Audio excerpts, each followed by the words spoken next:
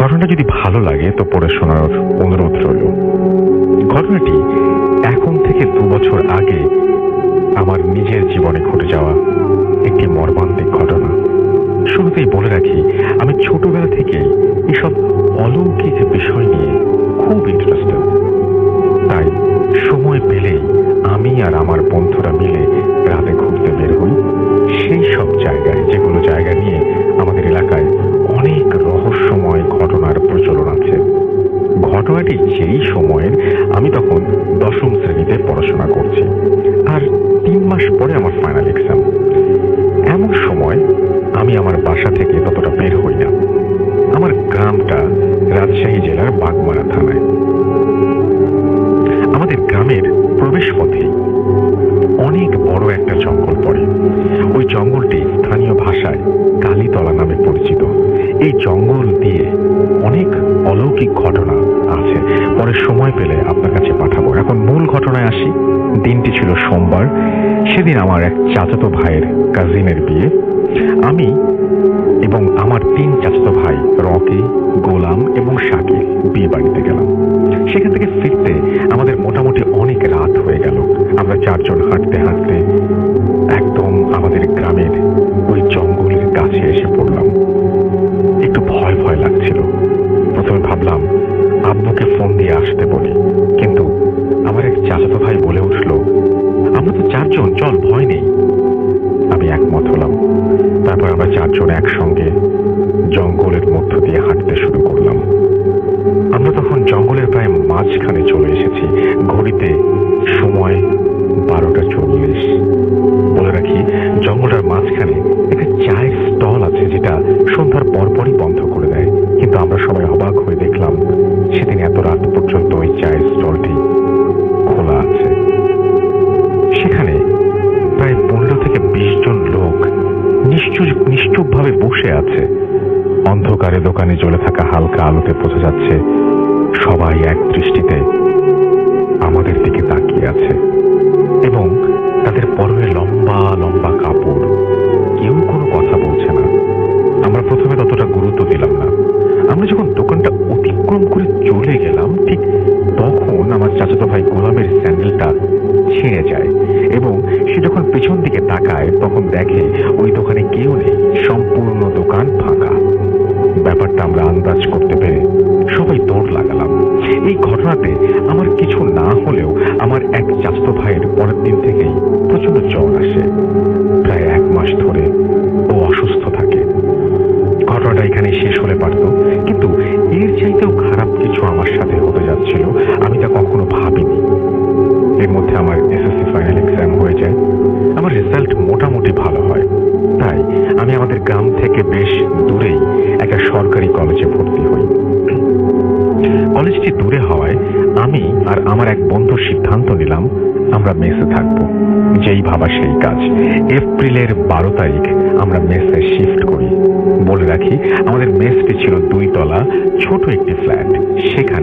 যেখানে মোট 4টি রুম ছিল।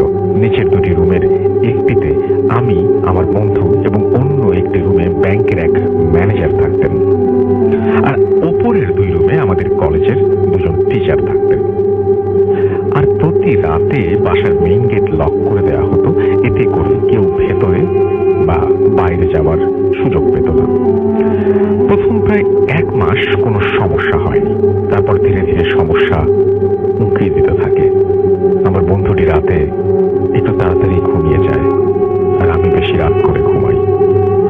যেদিন থেকে আমি বিষয়টি আন্দাজ করি সেদিন ছিল বৃহস্পতিবার। রাত তখন আনুমানিক 2টা। বরাবরের মতন আমার বন্ধু ঘুমিয়ে গেছে, আর আমি মোবাইলে একটা মুভি দেখছিলাম। এমন সময় দরজায় হঠাৎ করে কারো নক করার সাউন্ড পাই। আমি কোনো কিছু না ভেবেই দরজা খুলে দেই এবং দেখি যে দরজার ওপাশে কেউ নেই।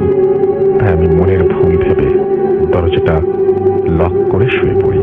ঠিক সেই মুহূর্তে আবারও দরজায় নক। আমি আবারও দরজাটা খুলে দেই, কিন্তু কাউকে দেখি না। এবার আমি একটু ভয় পেয়ে যাই।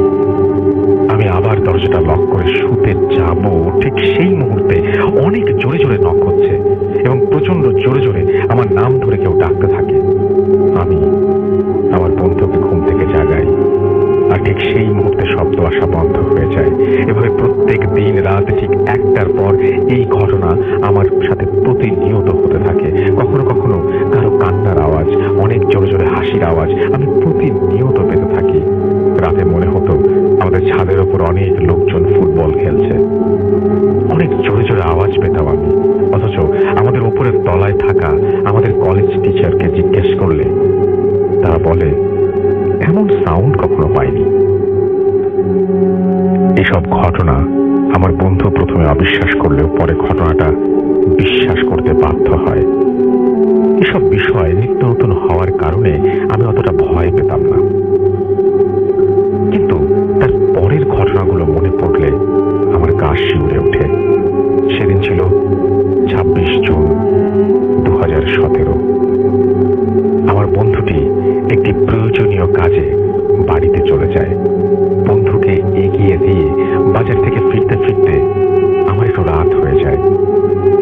আমি একটু ক্লান্ত আর রুমে একা থাকায় রাত 10টার মধ্যে ঘুমিয়ে পড়ি। সচরাচর তাড়াতাড়ি ঘুমিয়ে পড়ার অভ্যাস না থাকায় অনেক রাতে আমার খুব পিপাসা পায়। আমি পানি খাওয়ার জন্য খাট থেকে পা যখন ফ্লোরে রাখলাম, আমার মনে হলো আমি কোনো ভেজা জায়গায় পা রেখেছি, কিন্তু রুম কেন ভেজা হবে? হয়তো পানি পড়ে গেছে। এসব ভাবতে ভাবতে আমি যখন রুমের লাইট অন করলাম, তখন আমি যা দেখলাম তা আমি কখনো কল্পনাই করতে পারিনি। আমি দেখলাম আমার বন্ধু তার বিছানায় শুয়ে আছে। ওর গলা থেকে মাথা পর্যন্ত সম্পূর্ণ আলাদা, দেহটা ছটফট করছে, হাত দুটো অর্ধেক কাটা, সমস্ত রুম রক্তে ভিজে গেছে। রক্ত দেখে মনে হচ্ছে একদম তাজা রক্ত। গলা থেকে ফিনকি দিয়ে রক্ত বের হচ্ছে। আমি মাথাটি বড় বড় চোখে আমার দিকে তাকিয়ে চিৎকার করছে। আমি তখন কি করব ভেবে পাচ্ছিলাম না। আমি আর সামলাতে পারলাম না, জোরে চিৎকার দিয়ে দৌড় লাগালাম। আমি আমার রুমের দরজা খুলিনি, কিন্তু জানি না কেমন করে আমি রাস্তায় চলে আসলাম। অনেক জোরে দৌড়াচ্ছি, চতুর্দিকে প্রচন্ড অন্ধকার। আমি দৌড়াচ্ছি আর ওই ভয়ঙ্কর হাসিটা শুনতে পাচ্ছি। আমাকে বলছে, তুই যত খুশি দৌড়া, তোকে ছাড়বো না। আমি দৌড়াতে দৌড়াতে এক সময় জ্ঞান হারিয়ে ফেললাম। তারপর আর কিছু জানি না। আমি যখন আমার জ্ঞান ফিরে পেলাম, তখন দেখলাম আমি আমার বাড়িতে। আমি নাকি আমাদের মেসের ছাদে অজ্ঞান অবস্থায় পড়েছিলাম। আমি আমার সাথে ঘটে যাওয়া বিস্তারিত সব ঘটনা খুলে বলি। আর একটা অবাক করা বিষয় যে আমি ছাদে অজ্ঞান হয়েছিলাম, কিন্তু আমার রুম থেকে লক করা ছিল। তারপর এক বড় হুজুরের সাথে আমার দেখা করানো হলে হুজুর বলেন আমাকে নাকি খারাপ একটা জিন অনেক দিন ধরে আমার ক্ষতি করার চেষ্টা করছে, কিন্তু আমি 5 ওয়াক্ত নামাজ পড়ার কারণে করতে পারিনি। হুজুর আমাকে একটা তাবিজ দেন আর বলেন এটা সবসময় তোমার সাথে রাখবা, তাহলে তোমার কোনো ক্ষতি হবে না। তার কয়েকদিন পরে আমরা মেসটি ছেড়ে দেই। ওই ঘটনার পর থেকে আজ পর্যন্ত আমার সাথে আর কোনো অস্বাভাবিক ঘটনা ঘটেনি, কিন্তু আমি আজও মাঝে মধ্যে স্বপ্নের মধ্যে ওই বিকট শব্দটা, ওই হাসিটা শুনতে পাই। এটাই ছিল আমার জীবনে ঘটে যাওয়া একটি সত্য ঘটনা। এটা বলে তিনি তার ঘটনা শেষ করেছেন। আশা করছি ঘটনাটা আপনাদেরও ভালো লেগেছে। আমরা এখন চলে যাব আমাদের অতিথির কাছে। আমাদের 3 জন বিশেষ অতিথি আজকে আছেন, একসঙ্গে 3 জন। খুবই রেয়ার কেস এটা আমরা পেয়েছি। এবং শুরু করবো কাকে দিয়ে? হ্যালো রাসেল ভাই। হ্যালো বাবু ভাই, আসসালামু আলাইকুম। ওয়ালাইকুম আসসালাম। তো আমাদের 3 জন অতিথি আপনাদের পরিচিত, সুতরাং যে কোনো একজনকে দিয়ে শুরু করলেই হতো আর কি। আমি বলে দিই, আমাদের এখানে আছেন ডক্টর এবং তিনজনই আপনাদের আজকে ঘটনা শোনাবেন আশা করছি। তো আমরা শুরু করি বাবু ভাইকে দিয়ে। ওকে রাসেল ভাই, এই কাহিনীটা শুরু করছি। এটা হচ্ছে একটা মানে নিউলি ডেভেলপড একটা বিল্ডিং নিয়ে। এটা হচ্ছে ঢাকার মানে উত্তরের কাছাকাছি একটা জায়গায় একটা বিল্ডিং ওখানে তৈরি হয়। It's like kind of a city, নাম বলা যাবে না। যাই হোক, ওইখানে যখন নাকি বিল্ডিংগুলো তৈরি হয় তখন আমার পরিচিত আর কি, আমার এক স্টুডেন্ট, ওরা ওখানে আর কি আপনার অ্যাপার্টমেন্ট কিনে। তো যখন জায়গাটা ডেভেলপ হচ্ছে তখন ওরা দেখতে গিয়েছিল জায়গাটা বেশ বেশ ওয়েল অ্যাকচুয়ালি ফ্যাসিলিটেড জায়গা, সব কিছুই আছে এবং সব মানে খুব সুন্দর আর কি। তো যাক, তো ওরা যেখানে বিল্ডিংটা কিনে সেটা মানে বেশ মানে ইসের লাইক লাস্টের দিকে আর কি বিল্ডিংটা পড়ে, এবং ওই বিল্ডিংটার মানে তখনও ওই ব্লকগুলো আর কি যেখানে কাজ হচ্ছে সেটা পুরো কমপ্লিট হয় নাই আর কি। তো যাই হোক, ওর বাবা কথা বলার কারণে, এই কমপ্লেক্সের ওদের সাথে কথা বলার কারণে ওদের বিল্ডিংটার মধ্যে যদিও লাইক সবগুলো অ্যাপার্টমেন্টের কাজ শেষ হয় নাই, লাইক নিচের দিকে মাত্র কয়েকটা অ্যাপার্টমেন্ট কমপ্লিট হয়েছে। ওদের 8 তলা না 9 তলায় জানি এরকম, আমি ফরগেট মানে পুরোপুরি আমি ক্লিয়ারলি মনে করতে পারছি না ফ্লোরটা। ওখানে ওদের আর কি কাজটা বলে মানে শেষ করে দেয়, মানে বলে যে এটা আমরা কমপ্লিট করে দিব, আপনি উঠে যেতে পারবেন। তো ওর বাবা মোটামুটি ওই দিন জায়গাটা কমপ্লিট করার পরে ওরা একদিন সময় মতো ওই বিল্ডিং এ উঠে যায় আর কি। তো যাক, ওর কথা হচ্ছে যে জায়গাটা খুবই সুন্দর ছিল, অ্যান্ড যখনই বেরোতো দেখা যেত যে রাতের বেলা বেশ কোয়াইট একটা নাইস এনভায়রনমেন্ট লাগছিল।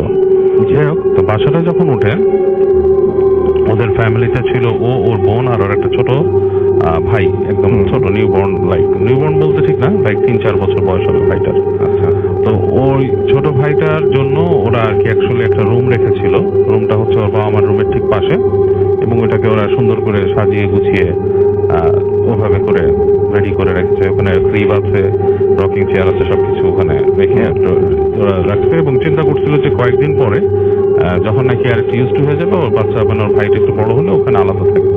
আচ্ছা, তো ওরা ওই বাসায় ওঠে, এবং ওঠার পর থেকে ওই বাসার মধ্যে ওরা মানে ওর কাছে খুব একটা মানে ফিশি ফিলিংস হয় বাসাটাতে ওঠার সময়। কারণ লিফটটা মাঝখানে কিন্তু কোনো ফ্লোরে থামে না আর কি, মাঝখানে ওই যে 2 তলা 3 তলা পর্যন্ত এমনি আছে, তারপর টান দিয়ে একদম সোজা ওদের ফ্লোর পর্যন্ত ওঠার একটা ব্যবস্থা ওরা করছে। তো মাঝে মাঝে দেখা যাচ্ছে লিফট বন্ধ, তো সিঁড়ি দিয়ে উঠতে হতো আর কি। সিঁড়ি দিয়ে যখন উঠতো তখন দেখতো যে সিঁড়ি দিয়ে বেশ মাঝখানের ফ্লোর গুলা বেশ অন্ধকার, এবং বিশাল একটা কমপ্লেক্সের মধ্যে সিঁড়ি দিয়ে যখন উঠতেছে, তো অন্যান্য ফ্লোর গুলা যেখানে আছে সেগুলো দরজা লাগানো ছিল না, বেশ দেখা যেত হু হু হু করে বাতাস এরকম খেলা করতো মাঝখানে। তো জিনিসটা ওর কাছে মানে খুব মানে বেশ গা শিরশিরানি লাগতো আর কি। আচ্ছা, তো ওখানে ওঠার 3-4 দিন পর একদিন রাতের বেলা এরকম ও উঠতেছে সিঁড়ি দিয়ে। তো যখন সিঁড়ি দিয়ে উঠতেছে, ওঠার পরে মনে করেন যে প্রায় 5-6 তলার মতো উঠছে আর কি। এরকম একটা কাছাকাছি ফ্লোরে এসে হঠাৎ করে দেখলো যে ওখানে যে লাল লাইট লাগানো ছিল, মানে আমরা যে ফিলামেন্টের যে বাল্বগুলো ব্যবহার করি, ওইটা পিট পিট পিট পিট করে ঠাস করে নিভে যায় লাইটটা।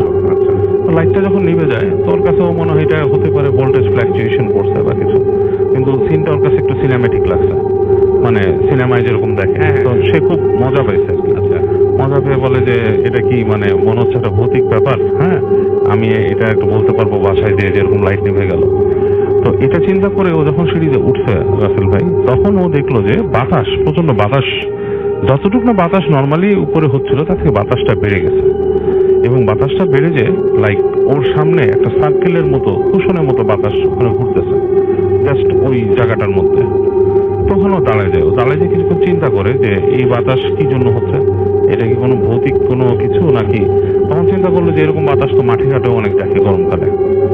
তো ও এটা চিন্তা করে না, হেঁটে যায়। হেঁটে যখন যায় ও ঠিক বাতাসটাকে ক্রস করে যায়। আচ্ছা, এবং বাতাসটাকে যখন ক্রস করে যায় ওর হঠাৎ করে ওর শরীরটা ঝিমঝিম করে ওঠে, মানে আনইউজুয়াল ফিলিং তার হয়, এবং লাইক মানে পুরো শরীরটা কাটা দিয়ে ওঠে, এবং মনে হচ্ছে যে কেউ ওর ঘাড়ের কাছে চেপে ধরছে, এরকম একটা ফিল হয়।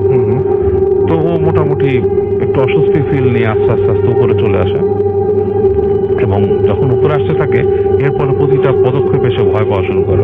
লাইক ওর মনে হচ্ছে যে সামথিং ইজ ফলোইং হিম, এরকম একটা ফিল নিয়ে সে উপরে ওঠে, এবং উপরে উঠে বাসার মধ্যে আসে, বাসায় এসে গেট নক করে। নক করার পর অনেকক্ষণ পরে ওর মা গেট খুলে বলে কি হয়েছে তোমার এরকম লাগতেছে কেন তোমাকে? তো বলে যে আমি এরকম উঠছি, এরকম মাকে বলে যে আমি এরকম দেখছি। তো তখন আর ওই লাইট বন্ধ হওয়ার ব্যাপারটা সে মজা করে বলে না, তখন মনে হচ্ছে ওর কাছে ভয় লাগতেছে, সেভাবে করেই বলে। তো বলার পর ওর মা বলে যে বাবা এইভাবে তো ঠিক না, তুমি রাতের বেলা এইভাবে উঠছো, এরকম বাতাসে ঘূর্ণি দেখছো, এগুলোর মধ্যে দিয়ে হাঁটা ঠিক না, অনেক কিছু খারাপ থাকে এসে। তোর মা ওকে করে কি পানি পড়ে সেটা খেতে দেয়। তো সেটা হলো তার কাছে শান্তি লাগতেছিল না, ও এটা পানিটা খাওয়ার পরে রাতের বেলা ও রাতে ঘুমাতে যায় আর কি বাসায়। মানে যখন রাতে ঘুমাতে যায় অনেকক্ষণ কম্পিউটার ব্রাউজ করে, লাস্টে যখন ওকে ঘুমাইছে লাইটটা নিভাই দিছে। তখন আসলে অনেকক্ষণ পর ওর মনে হচ্ছে যে ওই যে রুমটা যেখানে ওর ভাইয়ের থাকার কথা, সেখান থেকে ওর ভাইয়ের শব্দ শুনতেছে। লাইক মানে বাচ্চাদের যেমন একটা শব্দ, হ্যাঁ লাইক বাচ্চারা করে না শব্দ করে, মানে কথা বলে অস্পষ্ট টাইপের, ওই ধরনের একটা শব্দ শুনতেছে। ভাই ওখানে করতেছে, ভাই তো আমার রুমটা হচ্ছে বামে বেরো করিডোর দিয়ে একটু দূরে, এত সহজে শব্দ শোনার কথা না। তো করে কি বিছানার থেকে উঠে আস্তে আস্তে করে গেট খুলে। তো গেটটা যখন খুলে ও ফিল করে যে করিডোরের মধ্যে কিছু একটা বসা, ওই পুরো করিডোরটার মধ্যে কিছু একটা বসে আছে, লাইক মানুষ বা কিছু একটা, কিন্তু যেটা কোনো মানে ও দেখতে পাচ্ছে না কিছু, কিন্তু মনে হচ্ছে কিছু একটা বসা। যাই হোক খুব ভয় পেয়ে আস্তে আস্তে যায়, দেখে যে শব্দটা ঠিক ওর ভাইয়ের যে রুমটা সেখানে, ওখান থেকে আসতেছে। এবং গেটটা লাগানো না, ভেজানো গেট, মানে একটু চাপানো, একটু খোলা। তো তখন চিন্তা করতেছে যে আম্মু কি কোনো কারণে ওকে এই রুমে রেখে গেছে বা কিছু, ও মানে হঠাৎ করে মানে একটু অন্যরকম চিন্তা করে। তো হেঁটে যায়, যে কি করে গেটটার কাছে যখন যায় তখনও মানে স্পষ্ট শব্দ শুনতেছে ওর ভাইয়ের সেই ছোট বাচ্চার গলা। যখন ঠেলা দিয়ে ঢুকার পর দেখে যে শব্দটা বন্ধ হয়ে গেছে, কেউ নাই। কিন্তু ওই যে কোণার মধ্যে যে চেয়ার রাখা, সেইখানে সে দেখে তাকায় যে একটা অবয়ব বসা। ইটস লাইক চেয়ারের উপরে কেউ বসে আছে এবং লাইক পাটা মাটিতে না, পাটা লাইক উঁচু করে বসা।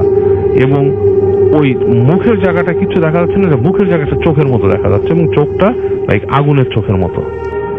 এবং এটা দেখার পরে ওর গা একদম শিরশির করে ওঠে, এক লাফ দিয়েও বের হয়ে আসে রুম থেকে যখন চলে আসে ওর কাছে মনে হয় যে ওই করিডোরের মধ্যেও কেউ একজন এরকম বসে আছে, ঠিক একই রকম শেপের কিছু একটা। ও লাফ দিয়ে এসে রুমে পড়ে ভয়ে কাঁপতে থাকে, এবং ওইভাবে ওই রাতটা ওর কেটে যায়। এবং ও সকালবেলা মানে দিনের বেলা ওর মাকে এরকম বলে যে আমি এরকম দেখছি রুমের মধ্যে। তোর মা বলে তুমি যে কালকে ওখানে আসছো, তুমি ভয় পাইছো, দুঃস্বপ্ন দেখছো, এরকম কিছু না, মানে ইটস লাইক এটা খুবই নর্মাল জিনিস, তুমি হয়তো ভয় পাইছো, এসে তুমি দোয়া পড়ো, নামাজ পড়ো, এগুলো বলে ওর মা ওকে সান্ত্বনা দেয়। তো পরদিন যখন নাকি ওই বাসার মধ্যেও থাকে, ওর কাছে সারাদিন মনে হয় যে বাসার মধ্যে কেউ একজন আছে এবং ওর দিকে নজর রাখে। ও মানে ও ভালো ফিলই করতেছে না বাসায়। এবং ও সন্ধ্যার পরে একটু বাইরে যেতে চায় চা খাওয়ার জন্য। ও যখন সিঁড়ি দিয়ে নামতে যায় তখন ওর মনে হয় সিঁড়ির গোড়ায় কেউ বসা, এবং ও আবার উঠে আসে। ওই দিন আর নামে না ও বাসার ভেতর থেকে, ও বাসার মধ্যে চলে আসে, এসে ঘরের মধ্যে ঢুকে, ঘরের মধ্যে ওর কাছে ওরকম ফিল হতে থাকে। তো ওই দিন ঠিক সন্ধ্যার আগে যেটা হয়, ও ওই হেঁটে ওর মায়ের রুমের দিকে যায় আর কি, যে দেখে যে ওর ভাইটা ওখানে আপনার হয়ে আছে। তখন মনে করেন জাস্ট সন্ধ্যাটা ঘনায় গেছে এরকম একটা সময়, যে দেখে যে মায়ের রুমের মধ্যে মাটা কেউ নাই, কিন্তু ভাইটা আছে, ভাইটা গ্রিভের মধ্যে দাঁড়ানো করতেছে। তো ও যখন কাছে যায়, ওর ভাইটা ওকে দিকে একদিকে তাকায় থেকে, মানে ওর দিকে তাকায় একটা চিৎকার করে পুরো নীল হয়ে যায়, গায়ে কাঁদতে থাকে ওর ভাইটা, মানে সিরিয়াস কাঁদতে থাকে। ও যত কাছে যায় মনে হয় কান্নাটা আরো বেড়ে যাচ্ছে, মানে কান্নার মানে লিমিটলেস কান্না, মানে বাচ্চাটা মানে এক নাগাড়ে কাঁদতেছে। তোর মা দৌড় দিয়ে আসে, কি হয়েছে, এসে বাচ্চাকে কোলে নেয়, বাচ্চার কান্না একদমই থামে না। ওর বাচ্চা ওর দিকে তাকায়, নীল হয়ে কাঁদতেছে, এবং গায়ের কালার পুরো নীল হয়ে গেছে বাচ্চার। তোর মা যেটা করে, ও তাড়াতাড়ি সরায়, ওর বাবা আসে, খবর দেয়, বাচ্চাকে শান্ত করার চেষ্টা করে, বাচ্চা থামতেছে না, সিরিয়াস অবস্থা। ওরা মনে করে ওর হাসপাতালে নিয়ে যাবে। তো এরকম করে ওর ভাইকে ওরা হাসপাতালে নিয়ে যায় ওর মাটা। তো হাসপাতালে নিয়ে যেও আসলে বাচ্চার কিছু হয় না, বাচ্চাকে আপনার ডাক্তাররা শান্ত করার চেষ্টা করে, ওষুধ দিয়ে দিয়ে পাঠায়, কাঁদতেছে। তো ওখানে ওদের প্রতিবেশী একজন বলে যে এখানে একজন আছে, হুজুর আছে, ওনার সাথে দেখান কি হয়েছে বাচ্চার এসে। তো ওরা ওর বাবা মা হুজুরের সাথে কন্ট্যাক্ট করার পরে হুজুর আসে, ওদের বাসায় আসে। তো হুজুর বাসায় এসেই, হুজুর যখন বাসাটায় ঢুকে তখন উনি ওই বাসায় পা দিয়ে বলে যে এই বাসাটার মধ্যে কিছু একটা সমস্যা আছে। বলে যে কি সমস্যা, বলে যে এখানে কোনো একটা কিছুর আসর আছে, আপনারা একটু থাকেন। এবং এই বাসাটার মধ্যে, এগুলো তো আসলে বাসাগুলো তৈরি হয়েছে খুব জায়গার মধ্যে, মানে ব্যারেন টাইপের ছিল এই জায়গাগুলো। হ্যাঁ, তো এখানে অনেক কিছুই থাকে এবং বাসার ফ্ল্যাটেও এখানে আশেপাশে কেউ থাকেন, আপনাদের বাড়িটা বন্ধ দিতে হবে, বাচ্চাটাকে দেখি। তো বাচ্চাটার কাছে হুজুরটা যায়, উনি যে দোয়া পড়ে বাচ্চাটাকে যখন উনি ধরে ফু দেয়, তখন বাচ্চাটা কান্না টান্না যতটুকু ছিল, বাচ্চাটা কেঁপে কেঁপে উঠতেছিল, এটা থেমে যায় আর কি। তখন উনি একটা দোয়া পড়ে বাচ্চাকে ফু দেয় এবং ওই যে টাইতন পড়ে ছেড়ে দেয়। এবং ওই হুজুর কি করে, ওই বাসাটাকে আপনার বন্ধ করে দেয়। উনি দোয়া পড়ে করে ওনার কিছু প্রসিজার করে উনি বাসাটাকে বন্ধ করে দেয়। বন্ধ করে দিয়ে বলে যে আপনারা একটা জিনিস সাবধানে থাকবেন, যে যেহেতু এখানে বাচ্চা আছে, আপনারা খুব সাবধানে থাকবেন। ছোট বাচ্চাদেরকে এরকম দুষ্ট জিনটা অনেক ডিস্টার্ব করে, ভয় দেখায় এই সেই। আর ওই উনি তখন এগুলো বলে বাসাটা বন্ধ করে যখন উনি যাচ্ছে, তখন উনি ওই ভাইটার দিকে নজর পড়ে আর কি, আমার স্টুডেন্ট যেটা ছিল ওর দিকে নজর পড়ে বলে কি যে ওর এরকম অবস্থা কেন। ও তখন বলে যে ওর কাছে যে ফিলটা হচ্ছিল ওই হুজুরকে দেখে, ওর কাছে খুব রাগ লাগতেছিল হুজুরটাকে দেখে, মানে অস্বস্তি ফিল হচ্ছিল যে কেন এই লোকটা এখানে কি করতেছে, মানে সে মানে অসহ্য লাগতেছিল। যেহেতু অসহ্য লাগার তার কোনো কারণ নেই। হুজুর তাকে দেখে অনেকক্ষণ তাকায় থেকে বলে কি ওর কি কোনো সমস্যা আছে, ও কোথায় গেছিল। তখন ওর মা বলে যে না এরকম না, বাট ও কয়েকদিন আগে এরকম ভয় পাইছে। তখন হুজুর ওকে বলে যে ওকে আমার ঝাড়তে হবে। তো ওকে নিয়ে যায়, হুজুর নিয়ে রুমে বসায়, আরেক রুমে বসায়, ওকে ঝাড়ার ব্যবস্থা করে এবং ওকে ঝেড়ে টেড়ে ওকে ফু দিয়ে দেয়। ও বলছে যতবার হুজুর ওকে ঝাড়ছে ততবারই নাকি ওর শরীর দিয়ে মনে হচ্ছে যে লাইক একটা গুজ বাম্পের মতো চলে গেছে, মানে প্রত্যেকবার শরীর হয়ে গেছে। এবং এক পর্যায়ে লাইক খুব প্রশান্তি আসছে, মানে ঘুমের মতো, মানে লাইক মনে হচ্ছে যে ঘুমায় যাবে এরকম একটা পজিশন। তো ওকে বলে যে বাবা তুমি কিন্তু সন্ধ্যার সময় এখান থেকে বেরোবা না। হ্যাঁ, আর ওর মাকে বলে দেয় যে আপনারা এই বাসাটায় আছেন, এখানে আসলে বিল্ডিংটা ওইভাবে বাঁধা হয়নি, আপনাদের এই ফ্লোরটাকে আমি বন্ধ করে দিছি, দোয়া পড়ে করে দিছি, কিন্তু কখনো ওই এখানে এরকম খোলা রাখবেন না, সন্ধ্যার সময় দরজা জানলা বন্ধ করে দিবেন। এবং এরকম বলে উনি হুজুরটা চলে যাওয়া দোয়া দিয়ে যায় এবং কিছু ওই যে দোয়া টোয়া টানায় রাখতে বলে বাসা। তো এবং বলে যে অনেক রকম ফেস করবেন প্রবলেম, বাট বাসার মধ্যে কিছু হবে না। তো আমার স্টুডেন্ট বলছে যে ও যেটা দেখতো, তারপরেও আসল ভাই দেখতো কি যে মাঝে মাঝে ওদের বাসার যে জানালা আছে না, ওর যে বাসার যে জানালাটার মধ্যে নক হতো, top top top top top top করে নক করতো রাতের বেলা। এবং জানালা তো বুঝেন 8 তলার উপরের জানালা, বাইরে কিন্তু কিছুই নাই, লাইক একটা ছোট সানসেটের মতো কার্নিশ আছে আর কিছুই নাই। ওইখানে টক টক টক টক টক করে করে নক করতো। নক করলে মানে মনে হতো যে কেউ জানি এখানে আছে, লাইক জানালার উপর নক করতো, তারপর দরজার মধ্যে আঁচড় কাটতো।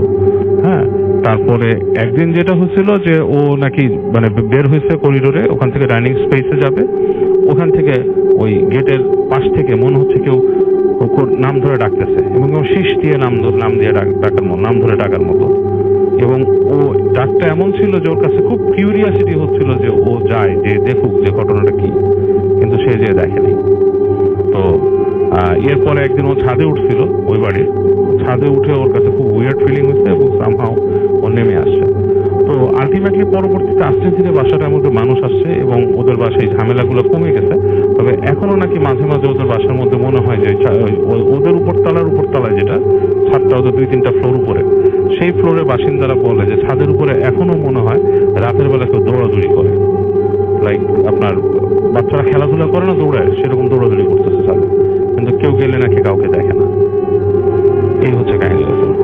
ওকে, থ্যাংক ইউ সো মাচ বাবু ভাই, থ্যাংক ইউ। আপনার প্রথম ঘটনার জন্য অনেক অনেক ধন্যবাদ। আমরা এরপরে যেটা করবো সেটা হচ্ছে আমরা এরপরে ডক্টর আলিফের কাছে যাব এবং ডক্টর আলিফের কাছে একটা ঘটনা শুনে আসবো। তার আগে ছোট্ট একটা বিরতি নিব, খুবই অল্প সময়ের বিরতি, সুতরাং কেউ যাবেন না কোথাও, এখনই চলে আসবো আবারও। স্টে টিউনড রেডিও ফুর্তি FM এন্ড ডু ফুর্তি। দারাজে চলছে বর্ষপূর্তি উৎসব। আপনাদের সবার প্রিয় দারাজ 5 বছরের পদার্পণ উপলক্ষে নিয়ে এলো 5th অ্যানিভার্সারি ক্যাম্পেইন 6 থেকে 14 সেপ্টেম্বর পর্যন্ত। দারাজে চলবে বিশাল ডিসকাউন্ট, আর এখনই ডাউনলোড করুন হ্যাপি শপিং। দারাজে চলছে বর্ষপূর্তি উৎসব। আপনাদের সবার প্রিয় দারাজ 5 বছরের পদার্পণ উপলক্ষে নিয়ে এলো 5th অ্যানিভার্সারি ক্যাম্পেইন 6 থেকে 14 সেপ্টেম্বর পর্যন্ত। দারাজে চলবে বিশাল ডিসকাউন্ট, আর এখনই ডাউনলোড করুন happy shopping. Face it, Radio Money Furby. Radio Furby. FM. The night comes alive.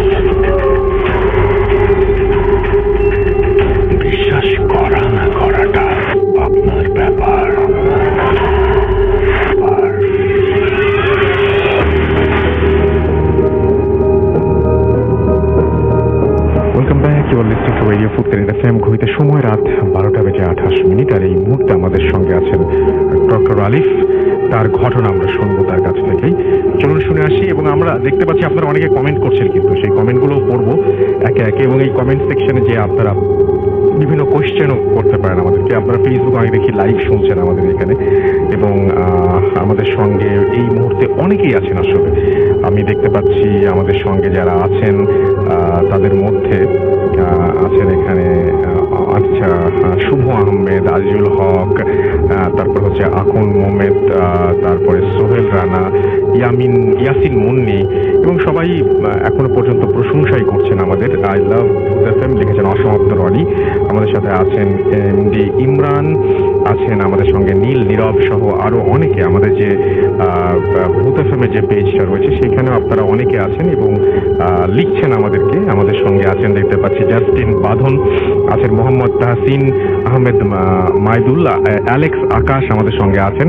আমাদের সঙ্গে আছেন আকাশ বলছেন যে আলিফকে দেখতে খুব হ্যান্ডসাম লাগছে ছবিতে, ওকে।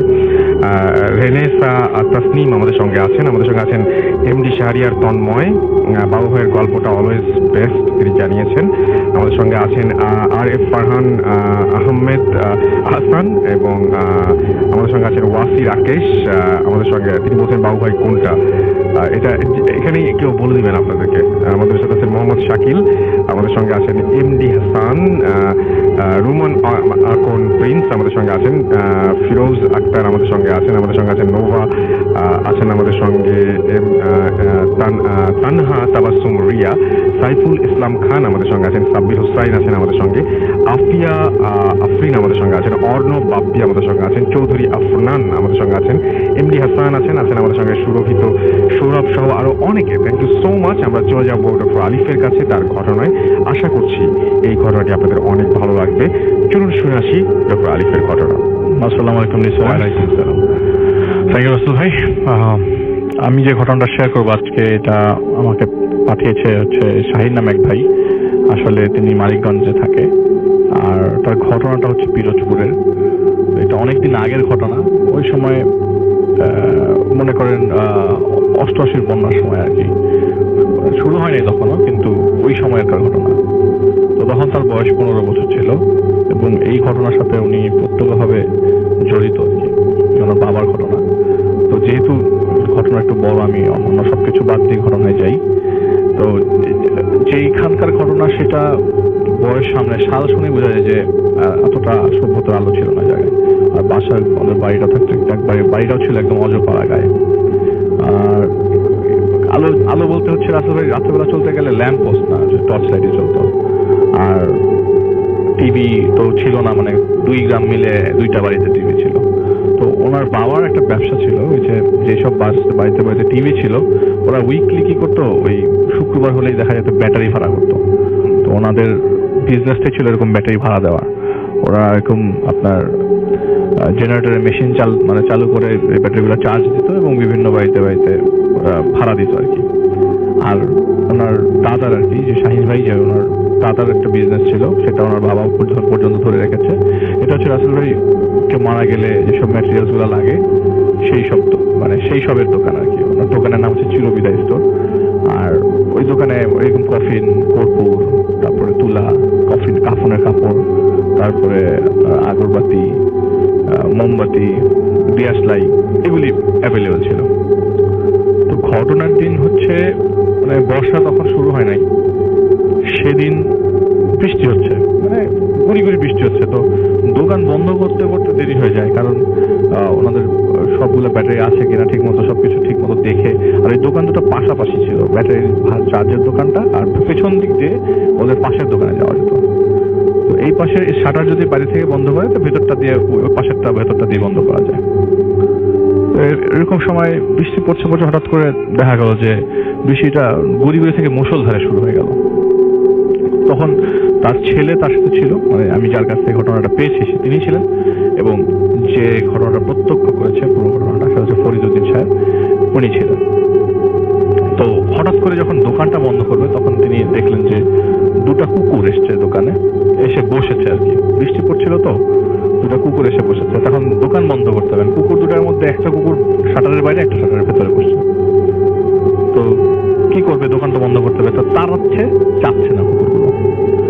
এমন সময় তার ছেলে ওই ব্যাটারি চার্জ দিয়ে মোটা তার দিয়ে একটা কুকুরকে দিল বাড়ি সজোরে। দুটো কুকুরই দৌড়ে চলে গেল এই বৃষ্টির ভিতরে। তো তারা শাটার বন্ধ করবে, এই পাশে চেক করতে গেছে যেই পাশে কফিনটা রাখা আর কি, এবং হঠাৎ করে ভেতরের পাশে পিছন দিক দিয়ে দোকানে যাওয়ার পর দেখা যায় বেঞ্চের মধ্যে দুজন লোক বসে আছে। এই বৃষ্টির মধ্যে তাদের শরীরটা ভেজা ছিল না, তারা দুজন বসে আছে এবং তাদেরকে জিজ্ঞেস করা হলো যে আপনারা কারা। বললো যে আমাদের কিছু জিনিসপত্র লাগবে, আপনার কাছে কিগুলি আছে নাকি। বললো যে কি কি লাগবে। তো সর্বপ্রথম বলে আমাদের 200 গজ কাফনের কাপড় লাগবে। বাপরে বাপ, ভয়ঙ্কর ব্যাপার। পরে বললো যে আমাদের 200 গজ কাফনের কাপড় লাগবে, আমাদের 2টা কফিন লাগবে, আর লাগবে হচ্ছে 100 প্যাকেট আগরবাতি, আর দিয়ে আসলেই লাগবে। বুঝে আমি আপনাকে কফিন দিতে পারবো, কিন্তু এখন এত রাতে তো সম্ভব না, আমার এখানে একটাই বানানো আছে। আর মজার বিষয় হচ্ছে ভাই এই গ্রামে 2-3 গ্রাম মিলে ওনার একটাই দোকান, কেউ মারা গেলে উনি জানে, বোঝে কে মারা গেছে, ওই পরিমাণ জিনিসপত্র উনি রেডি করে রাখে। পরে যখন শেষ হয়ে যায় পরে ঢাকা থেকে আবার নিয়ে যেত আর কি। তো জানতো যে কে মারা যাবে, মারা গেছে, উনি এই পরিমাণ জিনিসপত্র দিয়ে দিত বা নিজেই পৌঁছে দিত, এরকম জিনিসটা আর কি। তো উনি জানে না কে মারা গেছে। তো জিজ্ঞেস করলো ভাই এত কাপড় নিবেন, বুঝতেছি না তো মারা গেছে কে। তো ওই দুজন লোকের মধ্যে একজন, যিনি প্রায় 5 ফিট 5.5 ফিট লম্বা, বেশি মানে নর্মাল মানুষের মতো, বলছে যে মারা যায় নাই কিন্তু মারা যাবে। তখন উনি একটু মানে রাফ অ্যাটিটিউড শো করে আর কি, কারণ আমি একটু জিনিস স্কিপ করে গেছি, বলেছি যে বড় ঘটনার কারণে আমি এগুলি জানাইনি। উনি একটু প্র্যাকটিসিং মুসলিম ছিলেন, আর এলাকা ভিত্তিক যেসব মানুষগুলো আমার কাছে যেত ওনার সবাইকে ভালো উপদেশ দিত, আমলের ব্যাপারে বলতো, অনেক সবাই খুব পছন্দ করতে থাকে। তো তিনি বললেন যে ভাই আপনারা কি নিয়ে মজা হাসি ঠাট্টা করতেছেন, জান এগুলি আমি বিক্রি করবো না, তাহলে আমি আপনাকে ম্যানেজ করে দিতে পারতাম হয়তো বা, কিন্তু এগুলি মজা করার বিষয় না, আপনারা যান দোকান থেকে চলে যান। তো আমি দোকান বন্ধ করবো, আমাকে বাইরে যেতে হবে। তো উনি দোকানের ভিতর থেকে এরকম ওনাদেরকে এক প্রকার রাগ ব্যবহার করে তাড়িয়ে দেয়। তো যেহেতু দোকান বন্ধ করতে হবে, উনি শাটার বন্ধ করে দোকানের ভেতর থেকে দুটো পলিথিন নিয়ে রওনা দিয়ে দেয় ছেলেকে নিয়ে। তো অর্ধেক পথ আসার পথে ওনার বুকে ব্যথা শুরু হয়ে যায়, বৃষ্টিও কমে যায়, তখন দমকা হওয়া বইছিল। বুকে ব্যথাটা এরকম যে ওনার শার্প কিছু দিয়ে হার্টের মধ্যে যদি মানে ছুরি দিয়ে আঘাত করতে, এরকম ব্যথা হঠাৎ করে। তো তিনি ওই তার বাড়িতে যাওয়ার পথে যেই জায়গায় বসে বন্ধুদের সাথে আড্ডা দিত, সেই জায়গায় উনি বসার জন্য চিন্তা ভাবনা করেন, যেই জায়গায় বসি তো তোর মাকে ডেকে নিয়ে আয়। তার ছেলেকে বসে তোর মাকে, এবং সেদিন তার ওয়াইফের ভাই আসছে আর কি, মানে তার শ্যালক এসছে বাসায়, তো বলেছে যে তোর মামাকে ডেকে নিয়ে আয়। তো তার বুকে প্রচন্ড ব্যথা থাকার কারণে সেই জায়গায় বসে পড়ে। আর তার জন্ম ওই জায়গায়, তার বাবার জন্ম ওই জায়গায়, মানে ওই জায়গার মানুষ সে, তো ওই জায়গায় ভয় পাওয়ার কোনো কথাই নেই, মানে ভয় পাওয়ার কোনো প্রশ্নই আসে না। তো হঠাৎ করে বাতাস বইছে, হঠাৎ করে তার পেছনে একটা থাপাস করে শব্দ, মানে গাছের উপর থেকে কিছু একটা পড়লো, কিন্তু এটা এরকম কোনো গাছ না যে উপর থেকে কিছু পড়বে, এটা নর্মাল করে গাছ আর কি, নিচে বসে আছে আর কি। হঠাৎ করে জিনিস পড়লো, তো তার সাথে টর্চ লাইট ছিল, টর্চটা ছিল লুঙ্গির ভিতরে বাঁধা, যেহেতু বৃষ্টি পড়ছিল টর্চটা যেন না ভিজে সে লুঙ্গির সাথে বেঁধে রাখছিল। তো টর্চটা বের করে সে পেছনের দিকে মারে, মেয়ে মানুষ দেখে যে একটা কুকুর পরে, কুকুরের মাথা পড়ে আছে, জিব্বাটা বের করে একটা কুকুরের মাথা পড়ে আছে। উনি খুব অবাক হয়ে দেখতে দেখতেই কয়েক সেকেন্ডের মধ্যে উপর থেকে আরেকটা কুকুরের মাথা পড়ে, এবং 1 মিনিটের মধ্যে ওনার সামনে কুকুরের লেজ, হাত, পা, একটা পর্যায়ে নাড়ি ভুড়িয়ে সহ পড়ে, চিৎকার করতে থাকে। ওনার শরীরটা অসাড় হয়ে যায় এই মুহূর্তে, উনি মুভ করতে পারে না। উনি এমন করে বলতে থাকে যে উনি যে চিৎকার করে বলছে এটা কেউ শোনার মতো অবস্থা না, কারণ উনি যেখানে বসেছিল ওই জায়গাটাও পরিচিত, ওখানে পিছনে যে ঘরগুলো আছে তাদেরকে ডাকলেই চলে আসার কথা, কিন্তু তার কথা হচ্ছে যে উনি যেভাবে বলছে তাতে উনি নিজেও মনে হয় শুনছে না, মানে তার মুখ টুক সব অবস্থা, মুখ দিয়ে কোনো কথাই বেরোচ্ছে না, এরকম ভাবে চিৎকার করছে, তো শোনার কথা না কারো। এই হতে হতে হঠাৎ করে তিনি অজ্ঞান হয়ে গেল, এরপর আর কিছু মনে নেই। তো উনি সরি আসলে ভাই আমি একটা জিনিস স্কিপ করে গেছি। হঠাৎ করে তিনি দেখলো যে একটা মানে অজ্ঞান হওয়ার আগে, যখন অজ্ঞান হওয়ার আগে সে দেখলো যে একটা কুকুর, মানুষ রূপে একটা কুকুর, মানে মানুষের ফেস কিন্তু কুকুরের বডি, এসে এই মাথাগুলোকে জিব্বা দিয়ে চাপছে। এটার পরে তিনি অজ্ঞান হয়ে যায়। এরপরে তো আমার কিছু মনে ছিল না। উনি বাসায় যখন ঘুম ভাঙে, জ্ঞান ফেরে, তখন এলাকার লোকজন জমে গেছে। তো জিজ্ঞেস জিজ্ঞেস করে যে তোর এরকম কেন হলো, হঠাৎ করে কি অবস্থা। তো বললো যে মানে প্রথমে বলতে যাচ্ছিল না, প্রেশার দিয়ে বললো যে আমি এরকম এরকম জিনিস দেখেছি। এটা কথা বলে নাই যে দোকানে তার দুজন লোক এসেছে, এসব কথা গ্রামবাসীর কাউকে বলে নাই। তো বলেছে যে এরকম অবস্থা, আমি গাছের নিচে এসব জিনিস দেখেছি। তো বলে যে ভাই তুই তোর বুকে ব্যথা ছিল, হয়তো বেশি এক্সপেন্সিভ প্রেশারের কারণে তুই কিছু উল্টাপাল্টা দেখছিস, সেটা কোনো কিছু না, ভাই টেনশন করিস না, কোনো কিছু হবে না। ওই দিন রাতের থেকে তার 102 ডিগ্রি জ্বর। জ্বরটা এমন যে প্রায় 3-4 দিন তাকে ভোগায়, এবং জ্বরের অবস্থায় উনি যে বিলাপগুলো পারে সেখানেও তিনি বারবার নাকি এরকম ভাবে বলেছে শুভ অবস্থায় যে তোরা আমাকে মারিস না, এই তোরা দূরে থাক, আমার কাছে আসিস না, এরকম কিছু আর কি। তো বাসার সবাই মনে করেছিল উনি মারা যাবেন আর কি, কারণ যে অবস্থায় বিলাপ করার সুযোগ হয়েছে আগেরকার লোকজন মনে করতো যে এরকম অবস্থা থাক ভালো না, ভালো লক্ষণ না। তো একটা পর্যায়ে উনি সুস্থ হয়ে ওঠে আস্তে আস্তে 4-5 দিন পর। সেদিন মানে টেনশনটা এরকম ছিল যে ওনার তো ব্যবসায়ী হচ্ছে ওই ব্যাটারির দোকানটা, তো অনেকগুলো বাসায় ব্যাটারি চলে যায় আর কি। চলে যাওয়ার কারণে মানে রিসিভ করতে পারছে না। ওই মুহূর্তে দোকান চালাচ্ছিল তার শ্যালক আর তার ছেলে মিলে একসাথে চালাচ্ছিল। তো ব্যাটারিগুলোকে উঠাতে হবে, রিসিভ করতে হবে, এই নিয়মটা ওই জানতো না দেখে সে এই শরীর খারাপ নিয়েও সেদিন দোকানে যায়। দোকানে যাওয়ার পর তার শ্যালককে বলে যে এইখান থেকে লিখে যায় এইসব জায়গা থেকে তোকে ব্যাটারিগুলো তুলতে হবে, নাহলে ব্যাটারিগুলো আবার চার্জ দিতে হবে, নাহলে তত তো ব্যবসায়ী ব্যাটারিগুলো। তো যাই হোক, উনি এরকম অবস্থায় কথা বলতে বলতে সন্ধ্যার সময় মাগরিবের ওয়াক্তের একটু আগে 6 জন লোক তার দোকানে আসে। এসে বলে আমাদের 2টা কফিন লাগবে, আপনাকে যে দুজন মানুষ আসছিল অর্ডার দিয়ে গেছিল, আপনি কি রেডি করে রেখেছেন? বলে কই, আমাকে তো কেউ কোনো কিছু অর্ডার দেয়নি। বলে আচ্ছা ঠিক আছে, যখন অর্ডার দেয়নি তখন থাক, আপনি একটাই কফিন দেন। বলে 2টা কফিন দেওয়া সম্ভব না, একটা কফিন দেন, আর 2 জন মানুষের জন্য কফিনের কাপড় দেন, আর কিছু জিনিসপত্র লাগবে, এগুলি আমাদের এই বাড়িতে পৌঁছায় দেন। উনি বলে এই আপনি নিয়ে যান, আর কে মারা গেছে বলেন তো, নাম বলেন তো আমি একটু শুনি। বলে আপনি চিনবেন না, আপনি নিয়ে যান, এটা ওই বাড়ির লোক। তো ওই বাড়ির সবাই পরিচিত, মানে তার পরিচিত সবাই। তো ওনারা আর কিছু বলে নাই, ওরা হাঁটা শুরু করে দেয়। তো দেখে ওনারা কথা শুনে নাই, বলে আমাদের কাজ আছে, আপনারা একটা বাসায় পৌঁছায় দেন, বাড়িতে পৌঁছায় দেন। তো ওই বাড়িতে যেতে ক্ষেতের মাঝখান দিয়ে গেলেও যেতে 20 মিনিট সময় লাগে।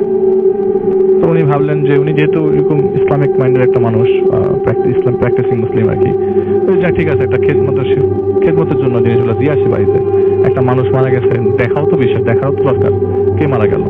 তখন পর্যন্ত ওনার কাছে এগুলো হিট করে নাই। লাস্টবার যে 2 জন লোক এসছে, ওরা কাফনের কাপড় দিয়েছে, কফিন দিয়েছে, সেগুলি জিনিস ওটা প্রপারলি হিট করে নাই। যেহেতু বাড়ির নাম বলছে, ওরা বাড়ির দিকে রওনা দিয়েছে জিনিসপত্রগুলো নিয়ে, সাথে ছিল তার শ্যালক। তো শ্যালককে আপনার ওই বাড়িতে ঢোকার পথে এন্ট্রেন্সে মানে প্রবেশের, ওই বাড়িতে ঢোকার প্রবেশের পথে ওই শ্যালককে দাঁড়া করে, দেখি কি অবস্থা, কে মারা গেছে দেখা দরকার। তো বাড়ির ভেতরে ঢুকে দেখে যে কোনো মানুষের শব্দ নেই। একটা বাড়ি থেকে মারা গেলে কান্নাকাটির শব্দ তো দূর থেকেই পাওয়া যায়, কোনো শব্দ নাই, সারা শব্দ নাই, কেউ নাই। ওই জামাইল্লা, ওই রাসেল্লা, কই তোরা, মানে সে পরিচিত আর কি ওই জায়গা। কিন্তু যাদেরকে চিনে ওরা কেউ এত জোরে ডাক দেওয়ার পরও শুনছে না। আর তখন মাত্র সন্ধ্যা, মানে সন্ধ্যার পরে মাগরিবের নামাজের পরবর্তী সময়কারের ঘটনা, কেউ শুনছে না, সে কেউ কোনো কথা শুনছে না। তো উনি দেখলো যে আপনার ওই বাড়ির উঠোনে 2 জন মানুষ শুয়ে আছে। ওদের শরীরে কাফনের কাপড় নাই, কিন্তু নর্মাল আপনার বিছানা চাদর টাইপের কিছু দেওয়া, 2 জনই শুয়ে আছে। এবং ওনাদের পায়ের বরাবর, পা থেকে 5-6 ফিট সামনে ওই যে 6 জন এসেছিল, ওই 6 জন দাঁড়ানো। এই 6 জনের বর্ণনা কি দিব, 6 জন এরকম যে এত লম্বা মানুষ, কিন্তু চেহারার দিকে তাকালে মনে হচ্ছে যে কি জানি দিয়ে তৈরি, এদের চেহারাও দেখা যাচ্ছে না, সব আমি ঝাপসা দেখছি। তো তিনি ঝাপসা দেখছিল আর কি। আর তার শ্যালক ওই গেটের মানে আপনার প্রবেশ পথে দাঁড়ানো, তাকে এখনো ডাকে নেই, তুই আসিস না আমি না বলা পর্যন্ত। তো ওই 6 জন জিজ্ঞেস করে কি ব্যাপার, আমাদের ম্যাটেরিয়ালকে নিয়ে আসছেন? হ্যাঁ আমি নিয়ে আসছি। যান ওইখানে সামনে যান। ওই 2 জন যে শুয়েছিল তারা তাকে ডাকে, আপনাকে তো আমরা ভয় দেখাইছিলাম, আপনি কিছু মনে করেন না, আপনাদের ভয় দেখানোর উদ্দেশ্য ছিল না, আমাদের কোনো ধরনের ক্ষোভ টোপ থাকলে আমাদের মাফ করে দেন, নিতান্তই আপনাকে ভয় দেখানো ছিল। তো আমরা চলে যাব, আমরা কিছুক্ষণ পরে চলে যাব, আপনি যদি পারেন আমাদেরকে একটু কলমা পড়ান, আমাদের একটু কালেমা পড়া দেন, আপনি পড়লে আমরা আপনার সাথে পড়বো। তো উনি তো ভাই বুঝতেই পারতেছে যে এখানে আর ভালো কিছু হচ্ছে না, আর যা হচ্ছে তা নর্মাল কিছু হচ্ছে না। উনি সাথে সাথে তার শ্যালককে ডাক দেয় ওখান থেকে, এই তুই চলে আয় কাছে। তো তার শরীর অসাড় হয়ে যাচ্ছে, যে বসে ওখানে। তো সে কালিমা পড়ে এবং তার সাথে সাথে ওরা 2 জনও রিপিট করে বাই দিস টাইম বলে যে ঠিক আছে আপনি ম্যাটেরিয়ালগুলো যারা শুয়ে ছিল তারা আপনার ম্যাটেরিয়ালগুলো ওদেরকে বুঝাই দেন। এই বলতে বলতে ওনারা দুজন মানে মনে করেন গাছ মানে আপনি কাঠের মধ্যে যে মরা পাতার মধ্যে পাড়ালে যেরকম শব্দ ঠিক সেরকম শব্দের মতো একটা শব্দ হলো এবং ওই 6 জন মিলে একসাথে ইন্না লিল্লাহ ওয়া ইন্না ইলাইহি রাজিউন বলল আর কি। তো সাথে সাথে তিনি বুঝে গেলেন যে ওই এর মধ্যে পাশে ধাক্কা দিয়ে দেখে যে তার শাল্লা না ওই জায়গায় অজ্ঞান হয়ে গেছে, পড়ে গেছে, ওখানে নাই আর। তাহলে যে এখন যা ঘটবে হয়তো আমি একদম আমার একটা খারাপ অবস্থা হবে না, আমি মারা যাবো। ওই 6 জন তাকে মানে অভয় দিল যে আপনি আপনার কোনো ক্ষতি হবে না, টেনশন করে না, আমাদেরকে একটু সময় দেন, আমরা লাশটাকে গোসল করাবো। তো পুরো প্রসেসটা 5 মিনিটের মধ্যে হয়ে যায়। লাশ গোসল করানো, রেডি করানো সবকিছু 5 মিনিটের মধ্যে হয়ে যায়। আর খাটিয়া যেহেতু একটা নিয়ে আসছে, কিন্তু মজার বিষয় খাটিটার দরকার ছিল না। আপনি আসলে একটা কোশ্চেন জিজ্ঞেস করেছিলেন আমাকে যে এত বড় কাফনের কাপড় তাহলে কেন দরকার ছিল। ওই মুহূর্তটাতে এরকমই দরকার ছিল যে কাফনের কাপড়টা এত বড় কেন। তো এখন এখানে নর্মাল একটা মানুষ, দুটা মানুষ শুয়ে আছে। তো এই 5 মিনিটের প্রসিজিওরে বলেছে যে আপনি আপনার এখান থেকে নড়বেন না, এখান থেকে যাবেন না। তো বাড়ির পেছনেই কবর হলো, সে কবরস্থ করা হলো, কবর দেওয়া শেষ হলো। বলে ঠিক আছে আপনাদেরকে আমি আগাই দিই। যেই 6 জন ছিল ঠিক আছে আপনাকে আমরা আগাই দিই। ওই প্রবেশ পথে তার শ্যালক মানে ঘুমন্ত অবস্থা, কোনো মতে তাকে উঠাইছে, হাঁটায় নিচ্ছে। ওই প্রবেশ পথে যাওয়া মাত্রই বললো যে যেই বাড়ি আসতে, যে বাড়ি থেকে আমার বাড়িতে যেতে মিনিমাম আধা ঘন্টা লাগে হেঁটে, ক্ষেত পার হয়ে যাওয়ার লাগে, সেই জায়গায় আমি এই প্রবেশ পথটা ক্রস করার সাথে সাথে দেখে আমি আমার উঠানে। আমি কই ছিলাম আমি নিজেও যাই না। এই গ্রামের বাড়িটা আমার কাছে পরিচিত, এখানে লোকজন আমার পরিচিত, কিন্তু কেউ কোনো কথায় আমার সাড়া দেয়নি। আমি কোথায় ছিলাম এরকম সাদৃশ টাইপের কোথাও আমাকে নিয়ে যাওয়া হয়ে গেছিল না, আমি গিয়েছিলাম, উনি জানতো না। তো যাই হোক উনি অজ্ঞান হয়ে যায়। পরবর্তী সময়ে উনি যখন জ্ঞান ফেরে, ওনার left side, left hand, left পা, তারপরে বাম পাশের চোখ, ঠোঁট সবই আপনার প্যারালাইজড হয়ে যায়। পরবর্তী সময়ে ডান চোখ আর ডান ঠোঁটটাকে মোটামুটি ঠিক হলেও হাত পা ঠিক হয়নি। ওই অবস্থায় তিনি 1998 সালে মারা যায় আর কি। 98 সালে ফেব্রুয়ারি মাসে মারা যায়। আর এই ঘটনাটা শেয়ার করে ওনার ছেলে, সম্পূর্ণ ঘটনাটা শেয়ার করে ওনার ছেলে। উনি আমি অনেকবার এই ঘটনা ঘটার পর অনেকে বলেছে, কিন্তু আসলে ওই মুহূর্তের পরে কিন্তু তাকে আর কোনো কিছু কেউ কারো কোনো ক্ষতি করার ট্রাই করে না। এবং সে যখন একজনের কাছে গেছে জানার জন্য যে আসলে ঘটনাটা কেন ঘটেছে, তিনি তার ছেলে বলেছে যে আমরা শুনেছি যে বাবাকে তারা অনেক পছন্দ করতো, যে 2 জন মারা গেছে তারা বাবাকে পছন্দ করতো, এই জন্য হয়তো তার দোকানে যাওয়া, এই জন্য তো তার সামনে দেখা যাওয়া, নাহলে এটা কখনোই সম্ভব ছিল না। এটা ছিল আসলে প্রথম story. Okay, thank you so much. Thank you doctor Alif, আপনাকে অনেক ধন্যবাদ। এবং আমরা চলে যাব এখন সরাসরি আমাদের আরেকজন অতিথি আবরার ভাইয়ের কাছে, এবং আবরার ভাইয়ের কাছ থেকে আমরা আরেকটা ঘটনা শুনে আসবো, এবং আশা করছি যে এই ঘটনাটাও আপনাদের কাছে অনেক ভালো লাগবে। চলুন শুনে আসি ঘটনাটি। হ্যালো লিসনার্স, আমি আবরার খান বলছি।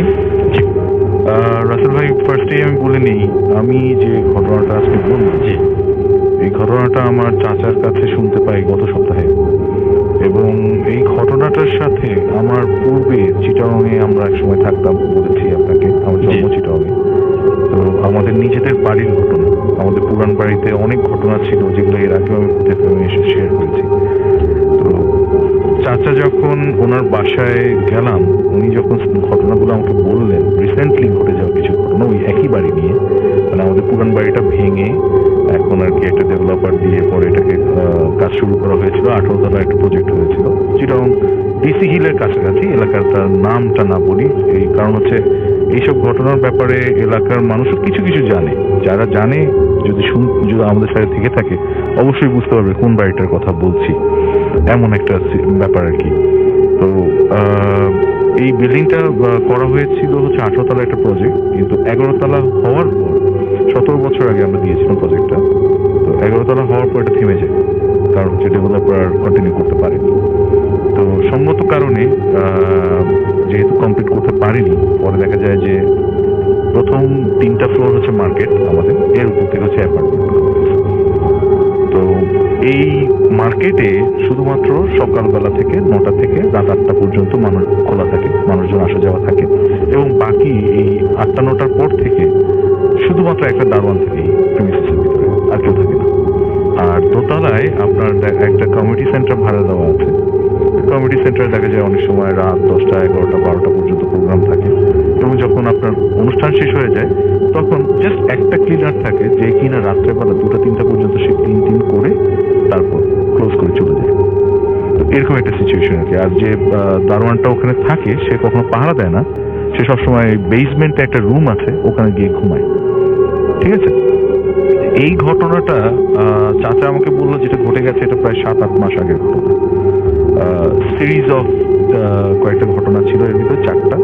তো আমি জাস্ট একটু সংক্ষেপে আমি সবগুলো আপনাকে একটু বলে যাচ্ছি, সবাই আশা করি এতে বুঝে যাবে কি ঘটেছে ওখানে। আমরা যখন আমাদের পুরান বাড়ি ছিল তখন আমরা জানতাম ওখানে 2টা জিন থাকতো আমাদের পুরান বাড়িতে। আজ থেকে আরো আগে যখন 30 বছর 35 বছর আগে আমরা যখন ওখানে থাকতাম ওই সময়টা। তো এই জিন 2টা ওখানকার হুজুরকে নিয়ে আসার পর অনেক ঘটনার পরে সে বলেছিল এই জিন 2টা আপনাদের কখনো ক্ষতি করবে না, আপনাদের ফ্যামিলির সাথে তারা মিশে গেছে অনেকটা, আপনাদের নানা রকম আলামত দেখাবে কিন্তু কখনো ডিস্টার্ব করবে না। তো বাড়ি ভেঙে ফেলার পর আসলে আমাদের মাথাও ছিল না যে এটা কি হয়েছে বা ওগুলা চলে গেছে না কি হয়েছে। তাদের আবার যে রিসেন্টলি তাদের যে ওখানে তারা যে আছে সেটার অস্তিত্ব তারা বুঝিয়ে দিয়েছে কয়েকটা ঘটনা দিয়ে। তো আমি ঘটনায় চলে যাই। আজ থেকে 7-8 মাস আগে এক রাতে মিন্টু নামে আমাদের দারোয়ান যে রাত্রেবেলা ওখানে ডিউটি দেয়, এই মিন্টু বেসমেন্টে তার একটা রুম করে দেওয়া আছে। বিল্ডিংটা যেহেতু আপনার 3 তলা পর্যন্ত কমপ্লিট করা, বাকি পুরো যে 11 তলা পর্যন্ত যা আছে সব হচ্ছে জাস্ট আপনার ফিলার করা। তো উপরে সে থাকে না, সে থাকে হচ্ছে বেসমেন্টে। বেসমেন্টে তার ওখানে টিনের আর গ্রিলের আপনার একটা ঘের দেওয়া একটা রুমের ভিতরে একটা চৌকি ফেলা আছে, ওখানে ঘুমায় সে। তো মোটামুটি রাত 2টা 2:30 পর্যন্ত 3টা পর্যন্ত সে বাইরে হাঁটাচলা করে যখন ঘুম পায় নিচে যেয়ে ঘুমায়। ঘুমাতে গেছে সে, হঠাৎ করে তার দরজায় খুব সজোরে মানে কেউ লাথি মারছে, ধাক্কাচ্ছে।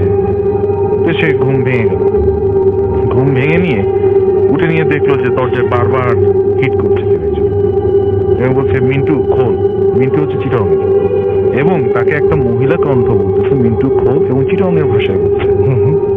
ঠিক আছে, এই অবস্থানে তখন মিন্টু একটু ভয় ঘাবড়ে গেল যে কি ব্যাপার, এটা কি এত রাত্রে একটা মহিলা এরকম। এর আগে আরেকটা জিনিস বলে রাখি যে টাইম টু টাইম মিন্টু অনেক সময় শুনতে পেত যে ওর পাশেই হচ্ছে একটা গোসলখানা আছে, ওখানে প্রায় রাত্রেবেলা গোসলের শব্দ পেত, কেউ একজন গোসল করছে, পানি ঢেলে দিল মগ দিয়ে।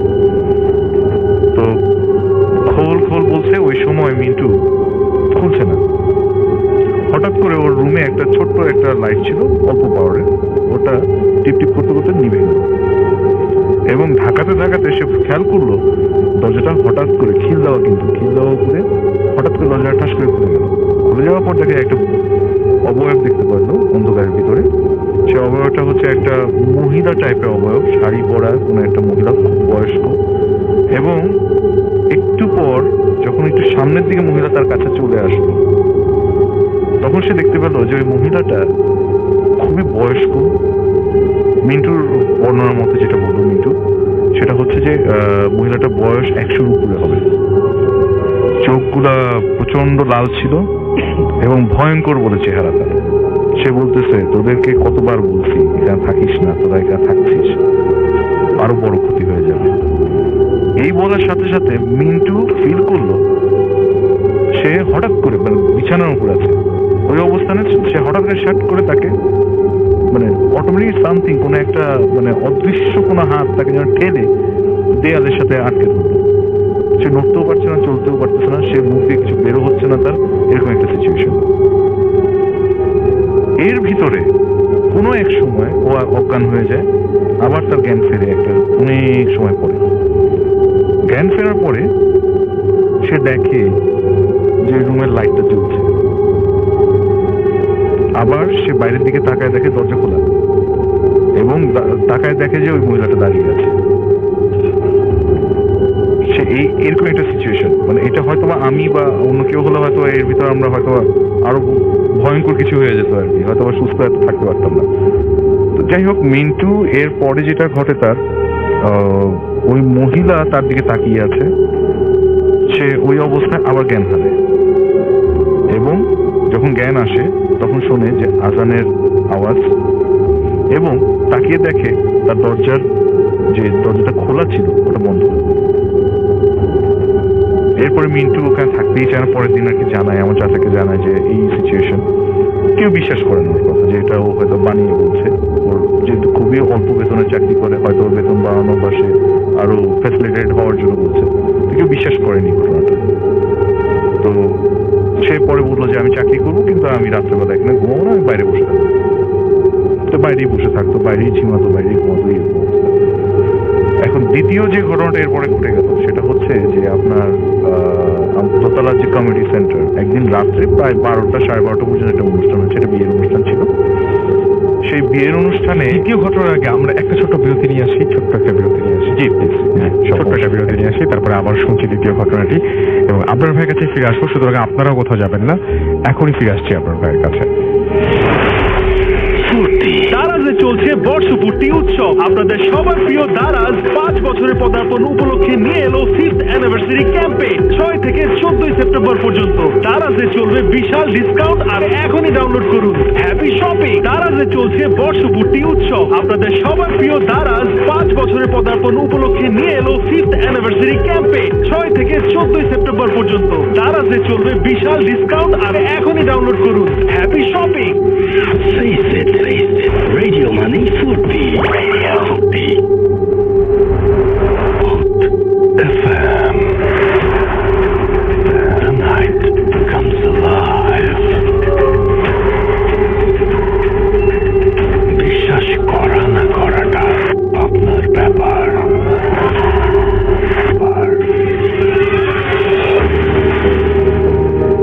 বিশ্বাস করা বা না করাটা আপনার ব্যাপার। ইউর লিসনিং টু রেডিও ফুড টেরার এফএম, আর চলছে ভূত এফএম। আপনাদের সবাইকে আবারও আমন্ত্রণ জানাচ্ছি এবং চলে যাব আপনার ভাইয়ের বাকি ঘটনায়। জি ধন্যবাদ রাসেল ভাই। হ্যালো লিসনার্স, আমি বাকিটায় আমার ঘটনায় চলে আসি। এরপরে মিন্টুর ঘটনা যেটা বলছিলাম একটু আগে, ব্রেকের আগে, এরপরে যেটা ঘটে, রাজীব নামে যে ক্লিনারটা ওই উপরে দোতলায় যে কমিউনিটি সেন্টার কাজ করতো, এই ক্লিনারটা একটা প্রোগ্রাম ছিল একদিন রাত 12টা সাড়ে 12টা পর্যন্ত হয়েছে। এরপরে যে উচ্ছিষ্ট খাবার টাবার যেগুলো থাকে এগুলো, ওখানে একটা ওয়াশরুম ছিল দোতলায়। ওয়াশরুমের পাশে একটা গার্বেজ ক্যান ছিল বা অনেকগুলো গার্বেজ ক্যান ছিল, ওখানে সে ওই ময়লাগুলো এনে ক্লিন করে পুরো ঝাড় টাড় দিয়ে তারপর সে চলে যেত ডিউটি শেষ করে। রাত 1:30-2টার দিকে তার কাজ শেষ হয়ে গেছে, সে গোসলখানায় ঢুকেছে গোসল করতে ফ্রেশ হয়ে। এখানে বলে রাখা ভালো, এই রাজীব ছিল হচ্ছে non Bengali, basically Urdu speaking plus বাংলাও জানতো সে। হঠাৎ করে তার দরজায় সে যখন গোসল করছে ওই সময় কেউ একজন খুব জোরে সজোরে আপনার ধাক্কা ছিল। তো সে তখন আর করো না, গোসল তাড়াতাড়ি শেষ করে সে বের হয়ে আসলো। বের হয়ে আসার পর সে দেখলো দূরে একটা মহিলা দাঁড়িয়ে আছে এবং ওই মহিলা বলতেছে, তোকে না বলেছি এখানে, মানে ওকে উর্দুতে বলছে তখন, উর্দুতে ওই মহিলা বলছে যে তোকে না বলেছি, মানে সারমর্মটা এরকম, তোকে বলেছি যে তুই রাত বিরাতে এখানে আসবি না। এর আগেও মানে ওকে এরকম বলে অনেক সময় সে স্বপ্ন টপ্ন দেখেছে, এরকম কিছু ঘটনা ছিল। তো আমি যেহেতু ঘটনাটা অনেক বড়, একটু আমি ইয়েতে বলছি আর কি। তো সে এটা শোনার পর সে আর কি ওটাকে তেমন একটা মানে ওই মহিলা দিকে তাকে আছে, একটু পর হঠাৎ করে দেখলো যে মহিলাটা নেই। এই রাজীব পরের দিন, এর বেশি তার সাথে কিছু ঘটে নাই। রাজীব পরের দিন এটা মিন্টুর সাথে শেয়ার করে। মিন্টু বললো যে আমি তো বলছিলাম, কিন্তু বিশ্বাস করলো। আর এখানে সবাই এই ঘটনাটা শোনার পর যেটা বুঝতে পারলো যে উচ্ছিষ্ট খাবার, যেটা আমরা সবাই জানি যে এটার প্রতি আপনার জিন বা এদের কিছু আগ্রহ আছে বা কিছু একটা আছে, ওই সময়টা যখন উচ্ছিষ্ট খাবার ওখানে জড়ো করা হয়, ওরা যখন এগুলা খেতে আসে বা কিছু এগুলো কালেক্ট করতে আসে, তখন ওখানে মানুষের প্রেজেন্সটা ওরা পছন্দ করে না। এই কারণেই তাকে ওয়ার্নিংটা দেওয়া হয়। ওকে, তো এরপরে যে থার্ড ঘটনাটা হয় সেটা হচ্ছে আমার চাচার সাথে। আমার মেজো চাচা ওখানে ভাড়া কালেক্ট করতে প্রত্যেক মাসে যেতেন, মেজো চাচা এবং ছোট চাচা। মেজো চাচা 1 সপ্তাহ আগে গেছেন, ছোট চাচা 1 সপ্তাহ পরে গেছেন। 1 সপ্তাহ আগে কোনো এক রাতে আমার চাচা ওই 4 তলার উপরে একটা ওই খোলা জায়গার ভিতরে উপরে টিন দিয়ে একটা রুম করে ওখানে ওনারা থাকতেন, খাওয়া বাইরে হোটেলে খরচ করা, তো ওখানে একটা রুম করে নিয়েছিল আন্ডার কনস্ট্রাকশন বিল্ডিং, যেহেতু তো ইজিলি ওটা করে নিয়েছিল, ওখানে আমার বেড ছিল। উনি রাত্রেবেলা হঠাৎ শুনতে পায় ওনার টিনের চালের উপরে, মানে উপরে পাকা কিন্তু তার উপরে একটা টিনের চাল দেওয়া আছে, পাকার নিচে ওই টিনের চালের উপরে দৌড়াদৌড়ি করছে। তো উনি মনে করছে হয়তো বিড়াল বা কিছু একটা হতে পারে, বা অনেক সময় পাখিটাকে এসেও লাফালাফি করে, উনি তেমন একটা পাত্র দেন। রাত্রেবেলা হঠাৎ করে উনি ওয়াশরুমের দিকে যাচ্ছেন, মানে ওখান থেকে বের হয়ে বাইরে এক কর্নারে হচ্ছে ওয়াশরুমটা করা, যেটা আন্ডার কনস্ট্রাকশন বিল্ডিং। তো ওইদিকে যাচ্ছেন, যাওয়ার সময় দেখলেন সিঁড়ির ওখানে বিশাল, মানে একটা অন্ধকার জায়গা, তারপর বোঝা যায় একটা বড় কিছু থাকে, বোঝা যায় একটা বিশাল একটা ভালুকের মতো কিছু একটা বসে আছে, প্রায় 6 ফিট বা 5.5-6 ফিটের। বলেছিলেন বোধ হয় আমাকে। হ্যাঁ রাইট, হ্যাঁ এটা আমি বলেছিলাম আপনাকে। ওই ভালুকের মতো ওখানে বসে আছে, এবং এই ভালুকটা মানে ওখানে খুব স্থির হয়ে বসে আছে, এবং পিছন সাইডটা মানে চাচার দিকে ফেসিং করে।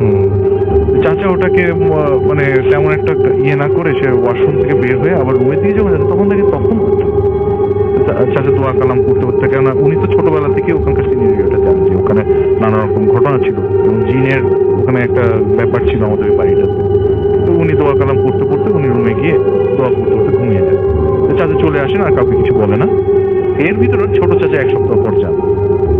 রাত্রেবেলা রাত 2টা, 2:30টার দিকে, 3টার দিকে এরকম সময়ে চাচা আমাকে যেটা বলছিলেন আর কি, ওনার বাসা যাওয়ার পর, যে 2টা, 2:30, 3টার দিকে উনি আমার চাচির সাথে ঢাকায় ফোনে কথা বলছিলেন। কোনো একটা কারণে, কোনো একটা বিশেষ কারণে ওনাদের রাত্রেবেলা আর কি খুব ইম্পর্টেন্ট আলাপ ছিল, রাত্রে জেগেই ওনার কথা বলছিলেন। এই সময় হঠাৎ করে উনি ফিল করলো যে ওনার ওই টিনের চালের উপরে, ওই সেম টিনের চালের উপর কেউ দৌড়াদৌড়ি করছে, এবং উনি প্রথমে প্রাধান্য দেয়নি ব্যাপারটা, চাচির সাথে কথা বলছে চাচা ফোনে। হঠাৎ করে দেখে তার সাইডের যে জানলাগুলো আছে, 3 সাইডে 3টা জানলা আছে, ওটা সজোরে ধুম ধুম ধুম ধুম করে কেউ বাড়ি দিচ্ছে, বা খুব জোরে, মানে মনে হচ্ছে যেন ভেঙে ফেলবে, এরকম একটা শব্দ এরকম শুনছে। চাচা তখন চাচিকে বলতেছে, তুমি কি শুনতে পারছো আমার জানলা বাইরে বাড়ি করতেছে, কি জানি উল্টা পাল্টা কিছু মনে হয় এখনো আছে। চাচি বলে, না আমি তো কিছু শুনি না। হঠাৎ করে দেখে যে ওই 3টা সাইড বাদ দিয়ে যেখান দিয়ে দরজা ওনাদের, ওই দরজাতে ধুম ধুম করে তখন ধাক্কাধাক্কি শুরু হয়ে গেছে, এবং উপরে কিন্তু ছিটকিয়ে দেওয়া। ওই অবস্থায় চাচা ঘাবড়ে গেছে। চাচিকে বলে, দেখছো কি শব্দ করে? না আমি কিছু শুনতে পাই। ওভার ফোনে ঢাকা থেকে চাচি কিছু শুনতে পাচ্ছে না, এরকম একটা সিচুয়েশন। চাচা বেডের উপর মানে কোনোভাবে গুটি ছুটি হয়ে বসে আছে।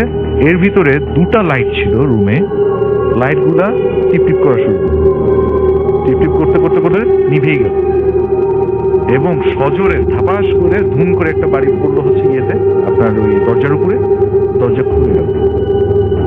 এবং ওই যে ঘটনাটা মিন্টুর সাথে ঘটেছিল নিচে, অনেকটা ওই সিমিলার ঘটনা তখন ঘটেছিল। দরজাটা খুলে গেল, খুলে যাওয়ার পর কেউ ভিতরে আসেনি। চাচা তাকিয়ে আছে আর দোয়া কালাম করতেছে, চাচিকে বলতেছে যে তুমি কিছু বুঝতেছো? এদিকে চাচিও দোয়া কালাম করতেছে ঢাকায়। এর ভিতরে সে হঠাৎ করে শুনতে পেল ঘুঙুরের আওয়াজ। যে এই ঘুঙুরের আওয়াজের ঘটনাটা বলে, আমাদের পুরান বাড়ি থাকা অবস্থায় আমার মার সাথে আজ থেকে প্রায় 30-40 বছর আগে এবং ঘুঙুরের আওয়াজে একটা ঘটনা ঘটেছিল, যেটা আমি আগে বলেছি। এবং এই ঘুঙুরের আওয়াজটা প্রায়ই অনেকে শুনতো আমাদের পুরান বাড়ি, এবং এই গত 7-8 মাস আগে আমার চাচা শুনতে পাচ্ছে যে ঘুঙুরের আওয়াজ, কেউ নাচছে, এবং টোটালি ওই যে আমাদের লোকাল যে ক্লাসিক্যাল ড্যান্সের যে ছন্দগুলো, ওই ছন্দের মতো। তো এটা শুনতেছে, চাচিকে বলতে, তুমি ঘুঙুরের আওয়াজ শুনছো? সে বলে, না আমি কিচ্ছু শুনছি না, তোমার কথা ছাড়া আর কিছু শুনতে পাচ্ছি না। তো এই অবস্থা একটা সার্টেন টাইমে গিয়ে অ্যারাউন্ড 4টা-4:30, ওই সময়টা মনে হয় 4:30টার দিকে ফজরের আজানের সময় ছিল। ওই সময়টা যখন আজান দেয় তখন হঠাৎ করে সব মানে নর্মাল হয়ে যায়, দরজা ধাপ করে আবার বন্ধ হয়ে যায়, লাইট জ্বলে ওঠে। তো এই ঘটনাটা জাস্ট কিছুদিন আগে ঘটে গেল আমার চাচার সাথে। তো রাসেল ভাই, এই আসলে ছিল আমার ঘটনা। Thank you so much. ধন্যবাদ। আমরা এখন চলে যাই আবার বাবু ভাইয়ের কাছে, এবং তারপর ডক্টর আলিফ, আমরা চলে যাচ্ছি তার কাছে। বইতে সময় রাত 1টা বেজে 3 মিনিট, সময় খুব বেশি নেই, সুতরাং আমরা ঘটনায় বেশি থাকবো, তারপরে ফিরে আসবো আপনাদের কাছে। জি বাবু ভাই। থ্যাংক ইউ রাসেল ভাই। এই কাহিনীটা আবার আমি বলছি, এই গতবার শেয়ার করেছিলাম হাসিব আহমেদ দুর্লভের একটা কাহিনী, ওই আমার কাছে শেয়ার করেছে। আবার ওপার ঘটনাটা পাঠিয়েছে ক্যান্ডেলার থেকে। তো ঘটনাটার বিষয়বস্তু আদনাম নামে একজন লোক, যে নাকি ওখানে আই গেস ব্রিটিশ থেকে ইংল্যান্ড থেকে মুভ করে গিয়েছিল আর কি। তো বয়স হয়ে গিয়েছিল লোকটার, সে ওখানে থাকতো অ্যান্ড রাতের বেলা লেট নাইট শিফটে কাজ করতো আর কি। আচ্ছা, তো সন্ধ্যা অনেক দেরিতে, এবং ও রাতের বেলা কাজ করতে করতে ওর ব্যাক করতে করতে রাত 1টা-2টা এরকম বেজে যেত আর কি। তো একদিন রাতের বেলাও ব্যাক করছে, ওর মনটা আর বলে রাখা ভালো যে ওই রবার্ট ছিল নাস্তিক প্রকৃতির, মানে সে আসলে এইটিস্ট ছিল আর কি। তো রবার্ট যখন ব্যাক করছে একদিন বাসা থেকে, তার মনটা এমনি ভালো ছিল না। সে চিন্তা করছে যে বাসায় কি করবে, সাথে একটা কলিগকে নিয়ে ব্যাক করছিল, এবং কলিগের সাথে ওর কিছু তর্কাতর্কি হয়, মানে লাইক একটা বিষয় নিয়ে লাইক কথাবার্তা হতে যেয়ে সেখানে একটা তর্কাতর্কি হয় ওদের দুজনের মধ্যে। এটা লাইক ওই British lifestyle and Canadian lifestyle নিয়ে আর কি, প্র্যাকটিসিং লাইফস্টাইল নিয়ে আর কি ওদের ভেতরে একটা তর্ক হয়, এবং তর্কের এক পর্যায়ে আর কি রবার্ট আর কি বেশ অস্বস্তি ফিল করে এবং মন খারাপ করে সে বাসার দিকে আসার চেষ্টা করে। তো রাস্তা দিয়ে যখন হেঁটে আসতেছে ওর কাছে বেশ জিনিসটা ভালো লাগে না, মন মেজাজটা খারাপ হয়ে যায়। চিন্তা করে যে আমি একটু সমুদ্রের পাশ থেকে হেঁটে আসি। তো যেখান থেকে আসতো ডাউন টাউনের পাশ ধরে, ডাউন টাউনটা একটু কোলাহলপূর্ণ, সেটা পাশ ধরেও এক সাইড দিয়ে চলে যায়, ওখানে একটা বিচ আছে, বিচের কাছে আর কি সমুদ্রের পাড়ে। তো ওখানে অনেকক্ষণ হাঁটাহাঁটি করে বেশ যখন নাকি মনটা একটু ভালো লাগে তখন সে ব্যাক করে।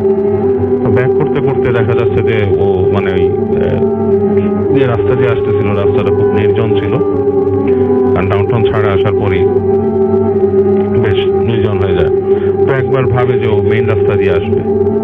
তো যাই হোক, ও ঘুরে ঘুরে মেইন রাস্তার পাশ দিয়ে বাসায় ব্যাক করে যখন নাকি বাসার গেটের সামনে চলে আসে, এসে দেখে যে বেশ তখন ফগি হয়ে গেছে, চারপাশ থেকে বেশ কুয়াশা ছেয়ে ফেলছে জায়গাটাকে। তো ও বাসায় ঢোকার জন্য যায়, গেটে যে চাবি দিয়ে যখন দরজাটা খুলবে তখন দেখে যে পিছন থেকে একটা বাচ্চার গলা। বাচ্চাটা হবে 8-10 বছরের কোনো বাচ্চা, লাইক বাচ্চা মেয়ে যদি বলে পেছন থেকে, বলছে excuse me can you help me. তো ও তখন চিন্তা করতেছে যে এটা কে, পিছনে তাকে তো কুয়াশার মধ্যে ঠিক মতো দেখতে পায় না, দেখে যে দূরে একটা ছোট্ট বাচ্চার মধ্যে অবয়ব দাঁড়ায় আছে, লাইক বোঝা যাচ্ছে যে বাচ্চা মেয়ে দাঁড়ায় আছে। আবার ওকে বলে excuse me can you help me. তো আস্তে করে হেঁটে যায়, যে বলে কে ওর সামনে যায়, যে বলে yes dear I can help you, what's রং।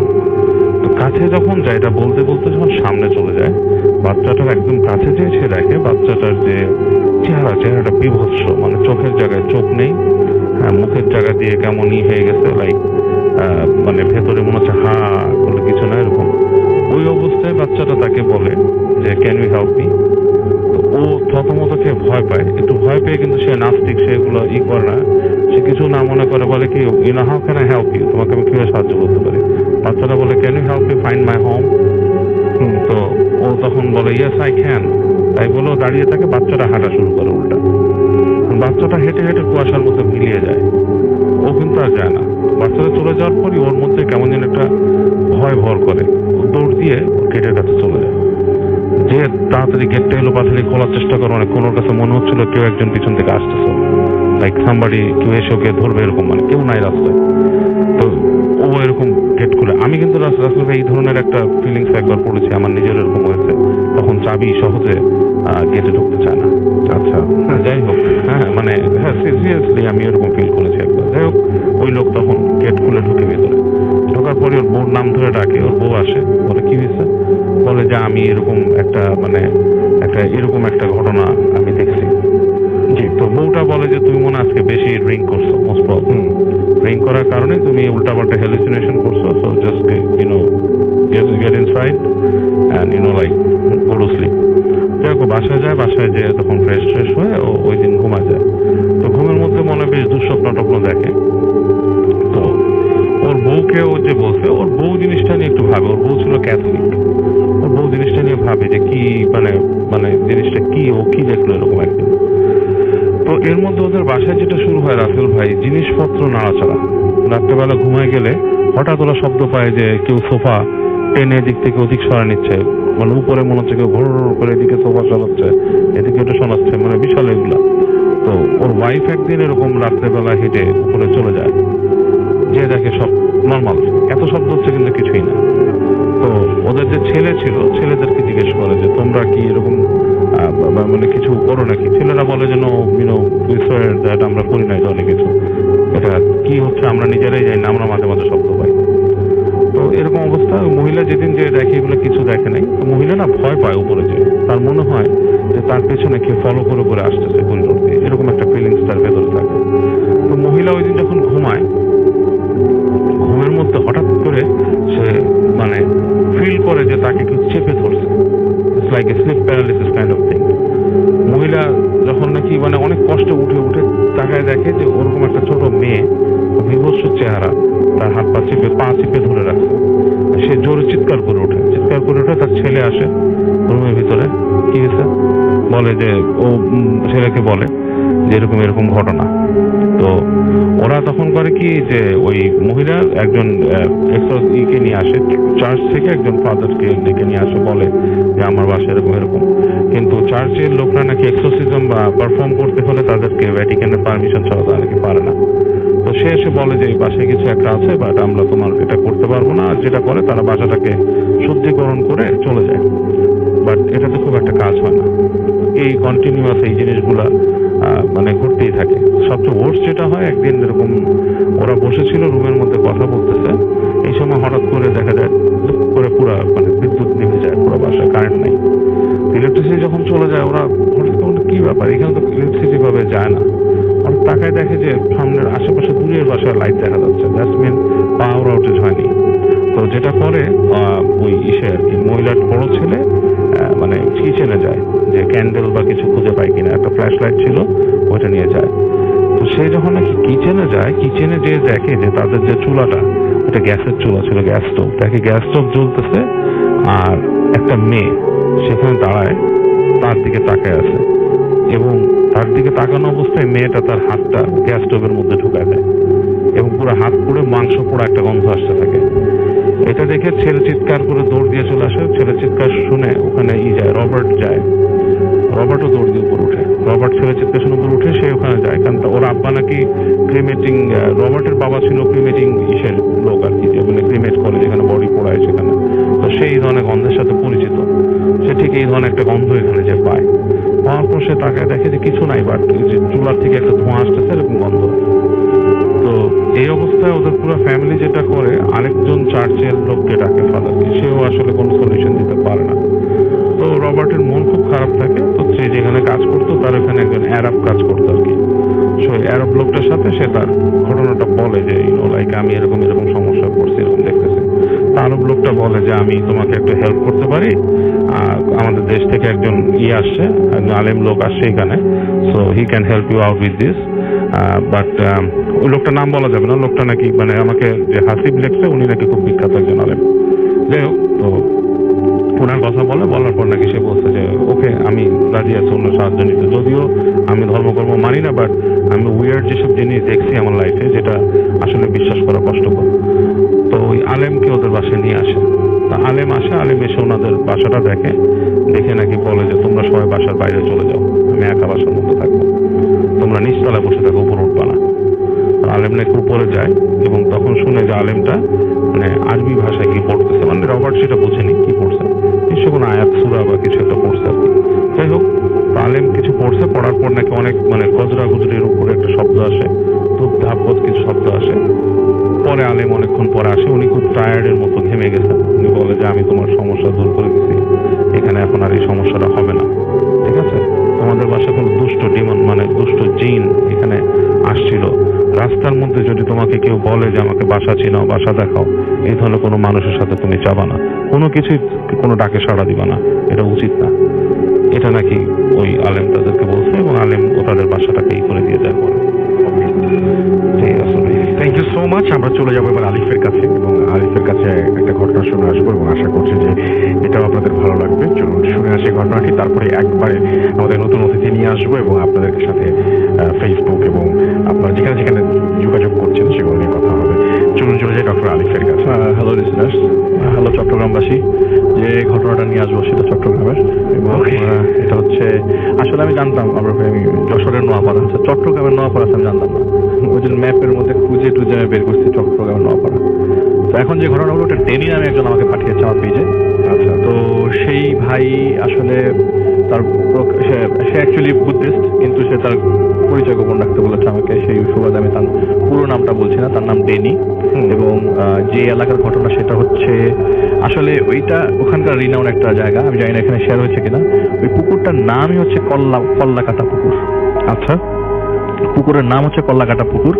ওই পুকুরটা বর্ণনা ছোট করে একটু দিই। পুকুরটা হচ্ছে যেই জায়গাটা, ওই জায়গাটা হচ্ছে যশোরের মানে চিটগাঁওয়ের নোয়াপাড়ায়, এবং আমি কাজোর দিঘির পার সম্ভবত। এবং ওই পুকুরটা হচ্ছে এমন একটা জায়গায়, এটা হচ্ছে 2 কিলোমিটার আগে একটা গ্রাম, মাঝখানে পুকুর, 2 কিলোমিটার পরে আরেকটা গ্রাম, এর মাঝখানে ক্ষেত। আচ্ছা, তো তখনকার ঘটনা 1990 থেকে 95 এর দিকে। তখন একটা হিন্দু ফ্যামিলির ঘটনা এটা আসলে। তো সেই ফ্যামিলির যে বড় ছেলে তিনি থাকেন মানে বাংলাদেশের বাইরে, তো টাকা পয়সা জমিয়ে এসে বাংলাদেশে পরবর্তী সময় বিয়ে করতে আসে। তার সাথে একটা মেয়ের বিয়ে হয় এবং বিয়ে হওয়ার পরে ওই ছেলেটা বিদেশ চলে যায়। তো পুকুরটা হচ্ছে রাসেল ভাই ওনাদের বাসা থেকে বেশ কাছেই, আচ্ছা, বাড়ি থেকে বেশ কাছে, কাছাকাছি পড়তো। এই লোকটা যখন বাংলাদেশে আসার ডিসিশন নেয়, তখন ডিসিশনটা এই কারণে নেওয়া হয় যে সে জানতে পারে তার ওয়াইফ মাল্টিপল রিলেশনে মানে ধরা খেয়েছে আর কি, ফ্যামিলিগতভাবে কয়েকজন দেখেছে। আর মেয়েটা কাজ করতো একটা ফ্যাক্টরিতে, ওইখানে চন্দ্রঘোনা এলাকায় একটা পেপার মিলে কাজ করতো, আমি নামটা বলছি না। তো ওই পেপার মিলের পাশে সে বাসা ভাড়া নিয়ে থাকতো, যেহেতু হাজবেন্ড বিদেশে থাকতো বা বিদেশে ছিল ওই মুহূর্তে, তো সে ওখানে বাসা ভাড়া নিয়ে থাকতো। পরবর্তী সময় ফ্যামিলিগতভাবে জিনিসটা জানাজানি হয়, ফ্যামিলিগত থেকে সমাজে ছড়িয়ে পড়ে। আচ্ছা, তো ছেলেরা জানে এবং বাংলাদেশে আসে। তো এখন যেমন ডিভোর্স ছিল, তখন ওই মুহূর্তে রাসেল ভাই মানে মাথা গরম হলে যা হয়, তো উনি ডিসিশন নেয়, ফ্যামিলিগতভাবে ডিসিশন নেয় এবং ফ্রেন্ড নামের ডিসিশন যে নেয় যে এই মেয়েটাকে রাখবে না। ঘটনার উৎপত্তি সেখান থেকে, হত্যা করার পরিকল্পনা করে। একটা পর্যায়ে তাকে ঘুমের ওষুধ খাওয়ায়, ঘুমের ওষুধ খাওয়ানোর পরে ওই মহিলাটাকে ওই পুকুরের পাড়ে নিয়ে যায়। সেই পুকুরটার বর্ণনা এরকম যে পুকুরটার চারিপাশে তাল গাছ ছিল, বিভিন্ন ফলের গাছ, এবং চারিপাশে ঝোপঝাড়কে পরিষ্কার করে না, এরকম মানে চকলা পাকা একটা জায়গা। সেখানে একটা শেকড়ের উপরে মাথাটা রেখে তারা মেয়েটাকে জবাই করে।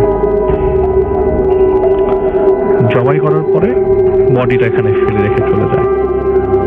তো যেহেতু তাল পাকার সময় মুহূর্তে, তো কিছু ডানপিটা ছেলে আছে গ্রামের, তারা ওদের একটা ছেলে তাল পাড়তে যায় ভোরবেলা সকালে, দল বেঁধে তাল পাড়তে যায়। একটা ছেলে এই পাশে আসে, আসার পরে সে তাল গাছে উঠবে এমন সময় দেখে যে শেকড়ের সামনে একটা বডি পড়া আছে। এটা দেখে সেই অজ্ঞান হয়ে যায়। তাকে খুঁজতে গ্রামবাসী আসে, অনেক মানুষ অন্তরে অনেক জায়গায় খুঁজেছে, এসে দেখে যে একটা বডি পড়া। পুলিশ আসে, পুলিশ এসে বডি রিসিভ করে, বডি নেয়, কিন্তু রাসেল ভাই কোনো মাথা নিতে পারে না, কারণ মাথাটা এই জায়গায় ছিল না। মাথা ছিল ওই গ্রামেরই একটা কালভার্টের নিচে মাটির মধ্যে পুঁতে রাখা।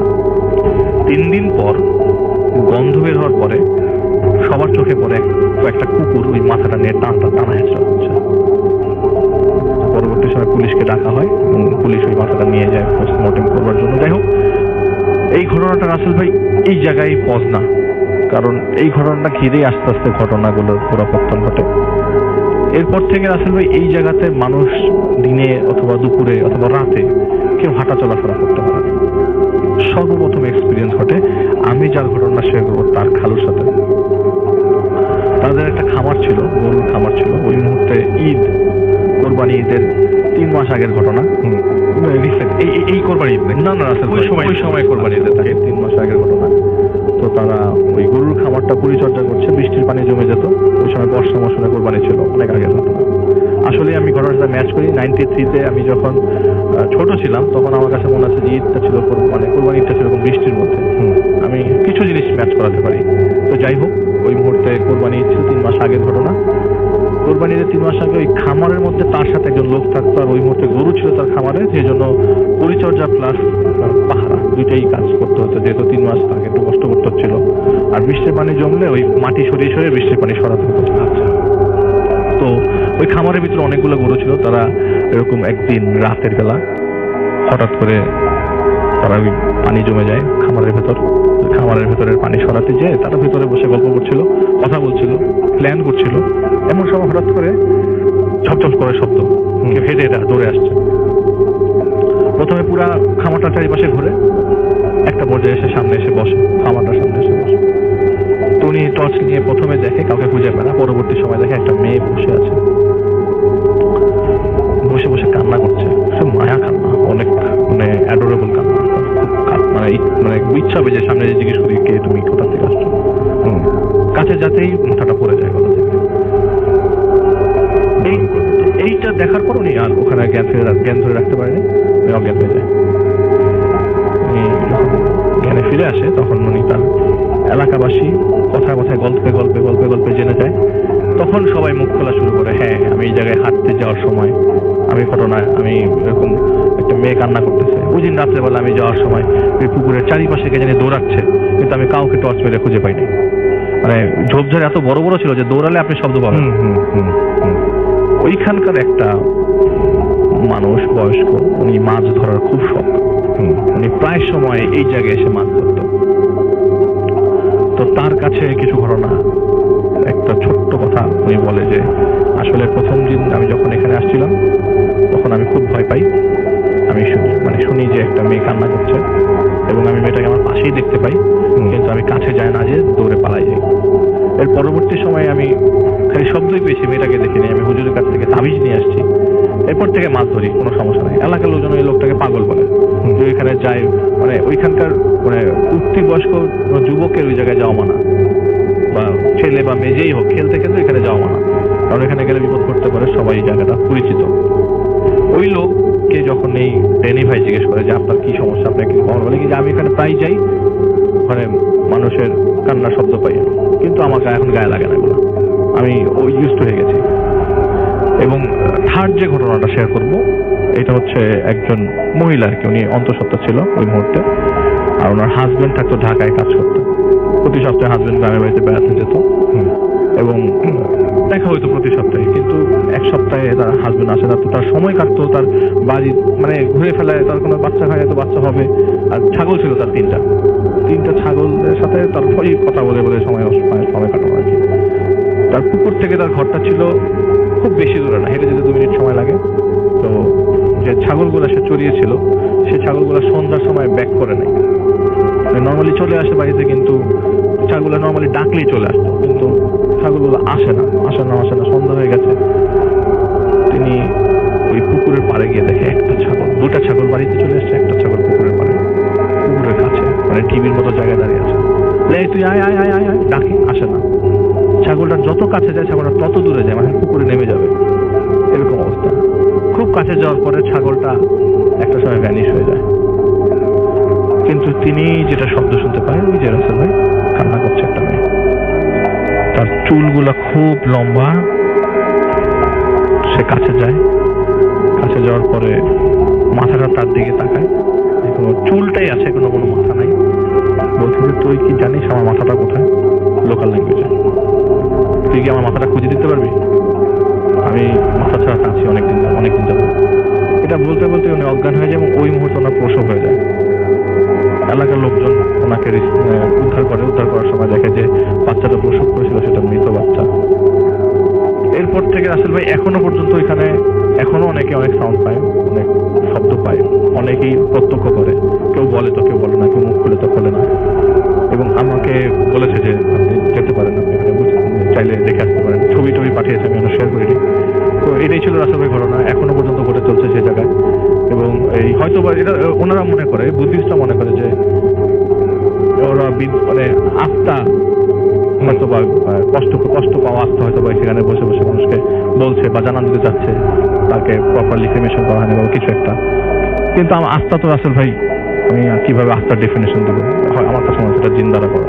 ওকে, থ্যাংক ইউ সো মাচ। 3জনকে অনেক ধন্যবাদ। এবং আবারও সময় পেলে একসাথে 3জনের ঘটনা শুনবো আমরা, সেটা আশা করছি। এবং 3জন কোনোদিন সময় পেলে আবারও একসাথে চলে আসবেন। আপনাদেরকে অনেক ধন্যবাদ। এবং সেই সাথে আমি চলে যাব এখন আমি কিছু জিনিস পড়বো, যেগুলো হচ্ছে আপনারা লিখেছেন, সেগুলো পড়বো। ফিরে এসে একটা ছোট্ট বিরতি নিব এবং বিরতির পর আবারও ফিরে আসবো। সেই পর্যন্ত আমাদের সঙ্গে থাকুন। স্টে টিউনড ফর ইউ ফুর্তি রেড এফএম এন্ড টু ফুর্তি।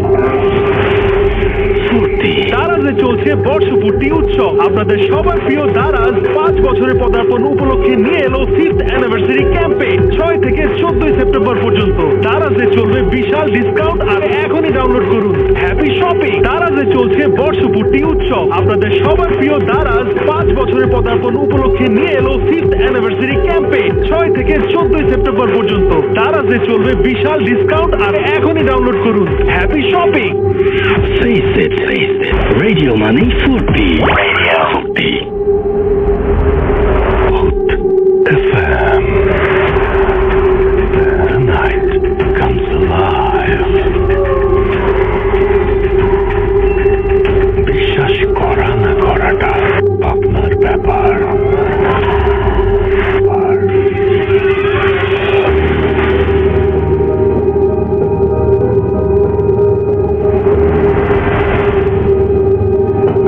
বিশ্বাস করা বা না করাটা আপনার ব্যাপার।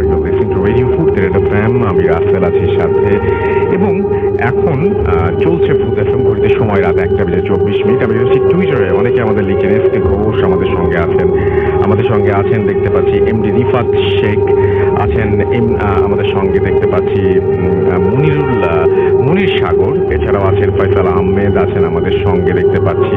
শাকিল আহমেদ, SR রাজ আমাদের সঙ্গে আছেন। MRH নীরব আমাদের সঙ্গে আছেন, রেগুলার থাকেন তিনি। শিহাব আছেন আমাদের সঙ্গে। রফিকুল ইসলাম আমাদের সঙ্গে আছেন। আহমেদ ফারাবি আমাদের সঙ্গে আছেন। MD শাকিরুল ইসলাম আমাদের সঙ্গে আছেন দেখতে পাচ্ছি আরো অনেকেই। এবং আমাদের ফেসবুক পেজে যে লাইভটা যাচ্ছে, সেই লাইভটা দেখে খুবই জনপ্রিয়তা পেয়েছে। আপনারা সবাই রেসপন্স করছেন সেখানে। দুটো পেজ থেকে লাইভ যাচ্ছে এখন। শুরুতে শুধুমাত্র রেডিও ফুর্তির পেজ থেকে যাচ্ছে, এখন ফুটের পেজ থেকে যাচ্ছে। দুটো পেজ থেকে লাইভ যাচ্ছে এবং আপনারা সেটা এনজয় করছেন আশা করছি। এবং আমি দেখতে পাচ্ছি যে অনেকেই শুনছেন আমাদের এখানে। আর এই মুহূর্তে ভূত এফএমের যে পেজটা রয়েছে, সেই পেজ থেকে আমি কিছু লেখা আপনাদের পড়তে চাই। কৌশিক আহমেদ লিখছেন ভয়ঙ্কর ঘটনা। আমাদের সঙ্গে আছেন দেখতে পাচ্ছি মোহাম্মদ আজিম মৃধা, শুনছেন জামালপুর থেকে। মিম মুনিয়া প্রধান আমাদের সঙ্গে আছেন। ফ্রাইডে মানে ভূত এফএম। আমাদের সাথে আছেন রৌনক ওমর। ডক্টর আলিফের স্টোরিটা অসম ছিল। আমাদের সঙ্গে আছেন রাতুল আহমেদ। মোহাম্মদ শাকিল আমাদের সঙ্গে আছেন। মাসুদ রানা আমাদের সঙ্গে আছেন। শাহরিয়ার ফাহিম আছেন আমাদের সঙ্গে। ফতিব আব্দুল্লাহ হক আমাদের সঙ্গে আছেন। আফতাব হুসাইন খান আছেন আমাদের সঙ্গে। এছাড়াও দেখতে পাচ্ছি রাহাত হুসাইন। আরিস তুতুল আমাদের সঙ্গে আছেন দেখতে পাচ্ছি। মোহাম্মদ আজিম মৃধা আছেন আমাদের সঙ্গে দেখতে পাচ্ছি। সাকিব সরকার, DX শাহিন রানা আমাদের সঙ্গে আছেন। মোহাম্মদ শাকিল আমাদের সঙ্গে আছেন।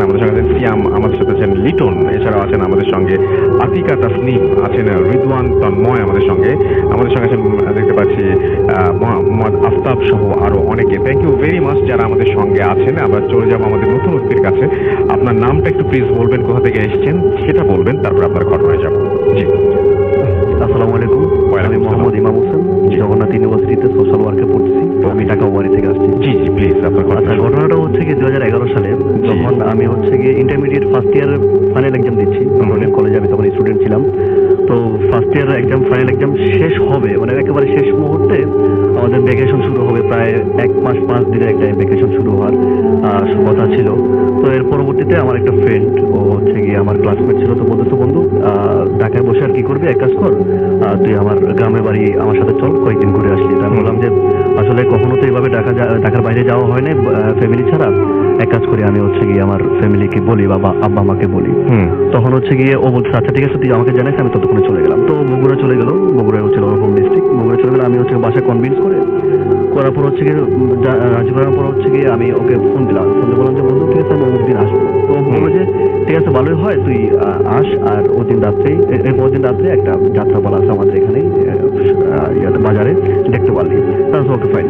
তো যেদিন যাব তার আগের দিন, মানে আমার বিকালে যাওয়ার কথা ছিল, ওই দিন আর কি সকাল থেকে অনেকের হয়তো বা মনে আছে কিনা জানি না, 2011 সালে তখন প্রচুর পরিমাণ ঝড় বৃষ্টি হয়েছিল ঢাকা শহরে, এবং সব দিকেই ইলেকট্রিসিটি ছিল না। ইলেকট্রিসিটি না থাকার কারণে হচ্ছে আমার মোবাইলটা চার্জ দিতে পারি নাই, এবং একটা ডেড মোবাইল নিয়ে তো আর আমি এক জায়গায় যেতে পারি না, তার সাথে আমি আর যোগাযোগটাও করতে পারবো না। যার কারণে হচ্ছে আমি চিন্তা করতেছিলাম যে কি করবো। পরবর্তীতে আমি আসলে যাওয়াই হয় নাই। তো এদিক থেকে আমার ফ্রেন্ড, ওর গ্রামেই আমার ফ্রেন্ড হচ্ছে আমার যাওয়ার প্রস্তুতি, আমাকে রিসিভ করার প্রস্তুতি নিচ্ছে। ওর একটা ফ্রেন্ডকে বলে রাখছে, মানে আমার ফ্রেন্ডের নাম মাসুদ। ওর এক ফ্রেন্ডকে বলে রাখছে, সুমনকে, যে বন্ধু আমার ফ্রেন্ড আজকে রাত্রে আসবে, চলো আমরা দুজন হচ্ছে রাত্রে ওকে রিসিভ করে নিয়ে আসি, রাত 10টা বাজে আসবে। তো ওর ফ্রেন্ড বলে ওকে ফাইন ঠিক আছে। রাত 10টা যখন বাজে তখন ওর ফ্রেন্ড সুমন আমার ফ্রেন্ডকে বাড়ি থেকে নিল। নেওয়ার পর হচ্ছে বলতেছে বন্ধু চলো তোমার ফ্রেন্ডের তো টাইম হয়ে গেছে আসার, এক কাজ করি আমরা চলো বাজার দিয়ে আগাই, ও তো বাস স্ট্যান্ডে হয়তো আমাদের আগেই চলে আসবে।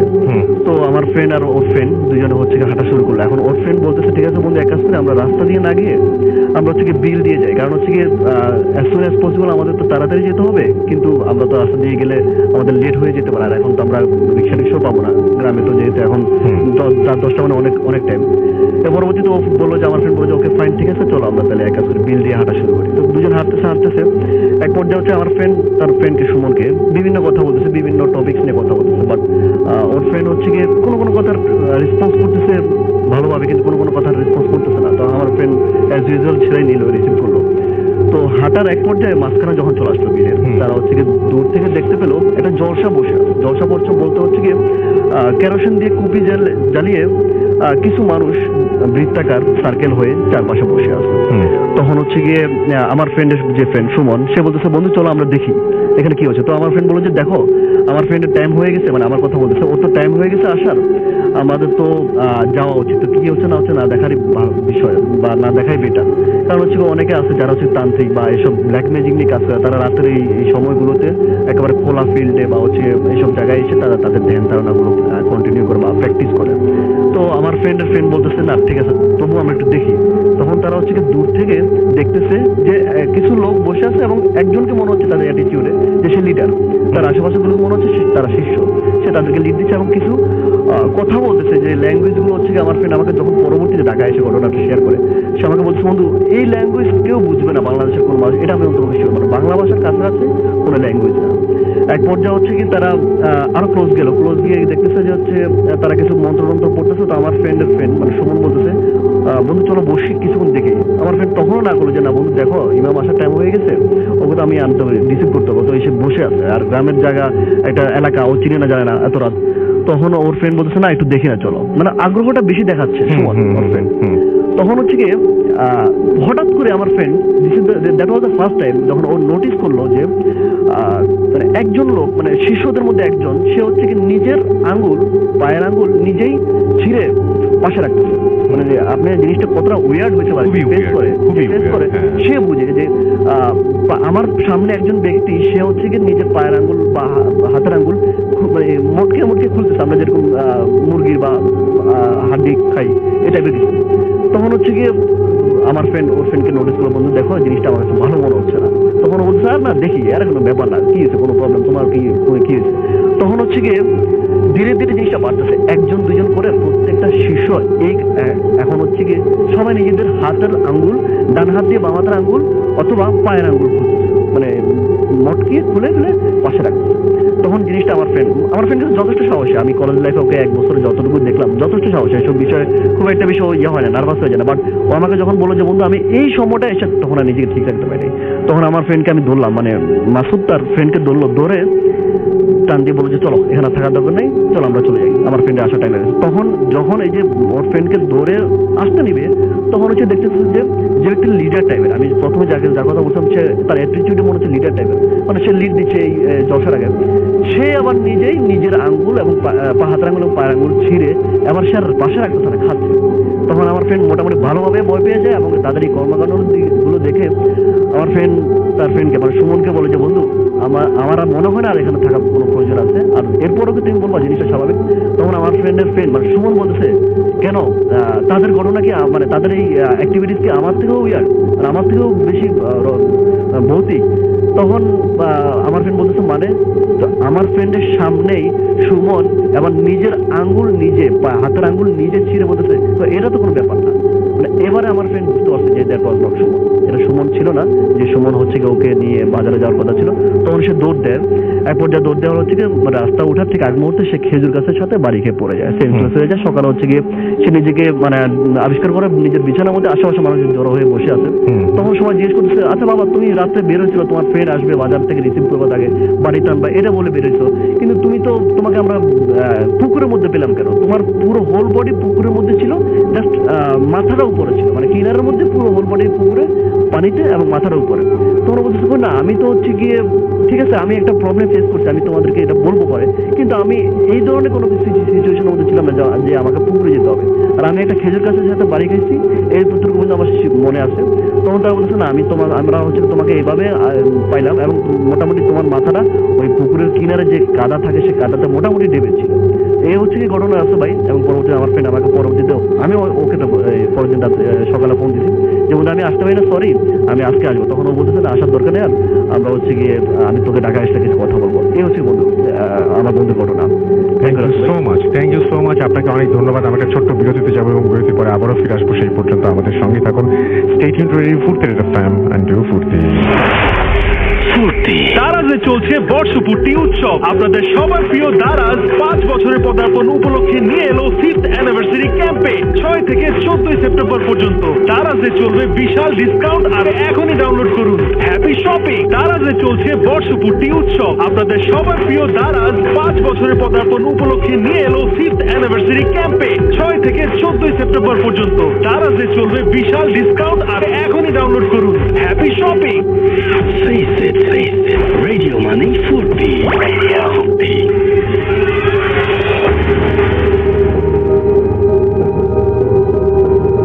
Welcome back. শুনছেন রেডিও ফুর্তি এফএম। আমি রাসেল আছি সাথে। ঘড়িতে সময় রাত 1:34। আর এই মুহূর্তে আমাদের সঙ্গে আছেন আমাদের আজকের শেষ অতিথির কাছে আমরা ঘটনা শুনতে যাব। আশা করছি আপনাদের সব ঘটনাগুলো ভালো লাগছে। আপনি প্লিজ একটু আপনার নাম বলবেন, কোথা থেকে এসেছেন সেটা বলবেন, তারপর আপনার ঘটনায় যাব। আসসালামু আলাইকুম, আমি ইমরান হুসাইন মিরপুর থেকে। আমি ধন্যবাদ জানাতে চাই মোহাম্মদ মিস্টার অভিকে, যিনি আমাকে এখানে আসার জন্য উৎসাহিত দিয়েছেন। আচ্ছা, ঘটনাটা চলে যাচ্ছি। ঘটনাটা আমার নানার কাছ থেকে শোনা। জি। উনি গ্রামের মানুষ, উনি মাঝে মাঝে ওনার মাছ মারার খুব শখ ছিল। উনি বিভিন্ন জায়গায় মাছ মারার উৎসব হলে উনি বিভিন্ন জায়গায় মাছ মারতে যেত। তো ভালো কথা, এইভাবে উনি বিভিন্ন জায়গায় যেত। তো একদিন উনি হঠাৎ করে মাছ মারতে গেছে। তো যাওয়ার পরে উনি বাসায় এসে মন খারাপ করে বসে আছে। মন খারাপ করে বসে থাকার পরে ওনার দাদা এটা নোটিস করছে। নোটিস করার পরে ওনাকে জিজ্ঞাসা করতেছে কি ব্যাপার, তুমি তো মাছ মারতে গেলা, তো তুমি এখানে মন খারাপ করে কেন বসে আছো?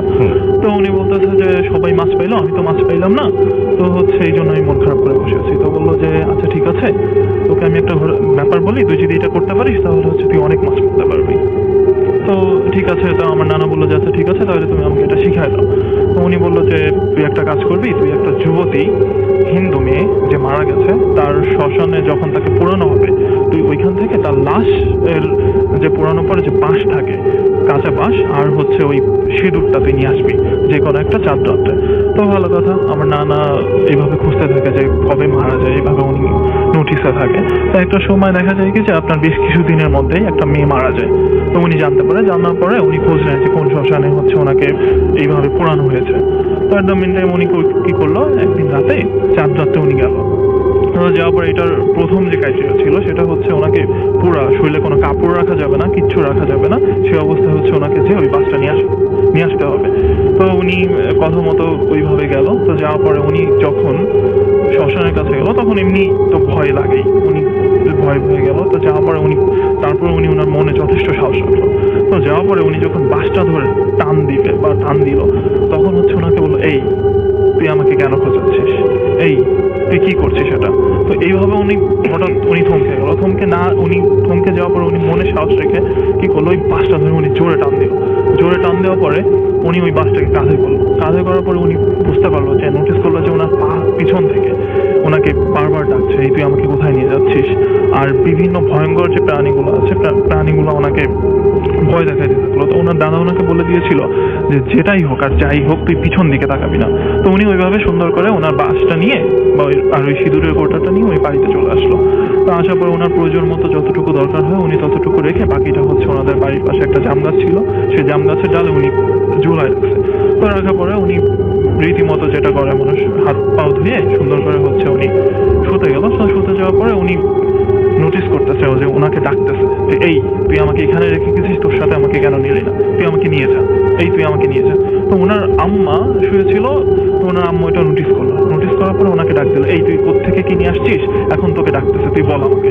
তো ওনার আম্মাকে উনি সবকিছু খুলে বললো। তো খুলে বলার পরে উনি হচ্ছে কি করলো, তো ওনার আম্মা বললো যে তুই সকালে যে করে হোক ওইটাকে তুই রেখে আসবি, যেখান থেকে এনেছিস সেখান থেকে রেখে আসবি।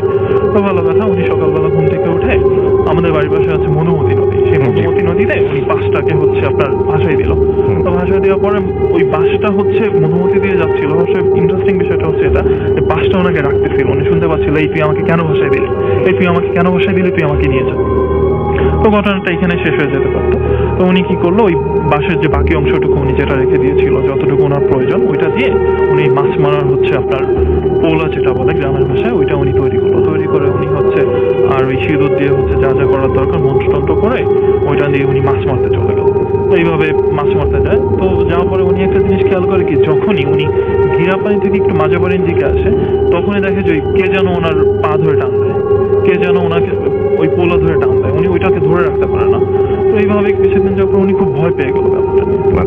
ভয় পেয়ে যাওয়ার পরে উনি হচ্ছে ওনার দাদার কাছে এসে শেয়ার করে। তো উনি বলে কি যে এটা তোর ক্ষতি হতে পারে, তুই একটা কাজ কর, তুই এটা নষ্ট করে ফেল। তো তারপরে কি করবে, উনি ওইটা নষ্ট করে ফেললো। এই ছিল ভাই। Thank you so much. আপনাকেও আপনার ঘটনার জন্য অনেক ধন্যবাদ। এবং আমি দেখতে পাচ্ছি আমাদেরকে ফেসবুকে অনেকেই লিখছেন, আমি একটু পড়ে ফেলি আমাদের ফেসবুকের রেডিও ফুটে যে পেজটা সেটাতে একটু যাই। এবং আমি দেখতে পাচ্ছি যে এখানে অনেকে আসলে আমাদেরকে আজকে লিখছেন এবং অনেকের অনেক কথা। তো আমি দেখি যে যারা লিখছেন তাদের মধ্যে অনেকেই আছেন, বাপ্পি আছেন আমাদের সাথে আছেন তো আরো অনেকেই। আচ্ছা, আমি একটু বলার চেষ্টা করি যে হ্যাঁ, আফ্রিদি ফারহান আমাদের সাথে আছেন, নোয়াখালী থেকে তিনি আমাদের সঙ্গে আছেন দেখতে পাচ্ছি। এছাড়াও শোভন মণ্ডল আমাদের সঙ্গে আছেন দেখতে পাচ্ছি।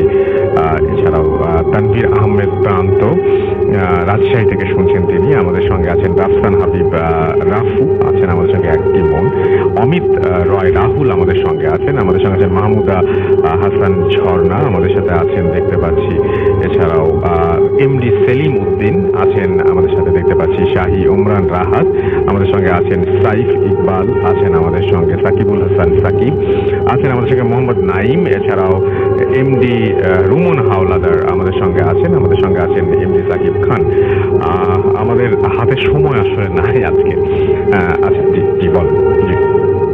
আচ্ছা, হ্যালো ফ্রেন্ডস, মোহাম্মদ ইমাম হোসেন আগেন। আচ্ছা, আমার এই ঘটনাটা ছোট একটা ঘটনা। এই ঘটনাটা আসলে কোনো উইয়ার বা ভৌতিক ঘটনাটা বললে আসলে ভুল হবে। এটা আনসলভ একটা ঘটনা। ঘটনাটা হচ্ছে গিয়ে 2012 সালেই আমার ভাই অ্যাক্সিডেন্ট করার পর হচ্ছে উনি টোটাল 27 দিন হসপিটালাইজড ছিল শ্যামলীতে একটা হসপিটালে, নাম মেনশন করছি না। তো আমাদের আমরা প্রতিদিন সকালে যাইতাম, ভাইয়ের জন্য বাচ্চা নিয়ে যেতাম, রাত্রে আবার ব্যাক করতাম। আমি আর আব্বা বা আম্মা যেতাম কোনো একজন, আর কন্টিনিউসলি আমার বড় ভাই থাকতো হসপিটালে। এক পর্যায়ে 13তম দিনে এসে এরকম প্রতিদিন সকালে যাচ্ছি, রাতে চলে আসতেছি।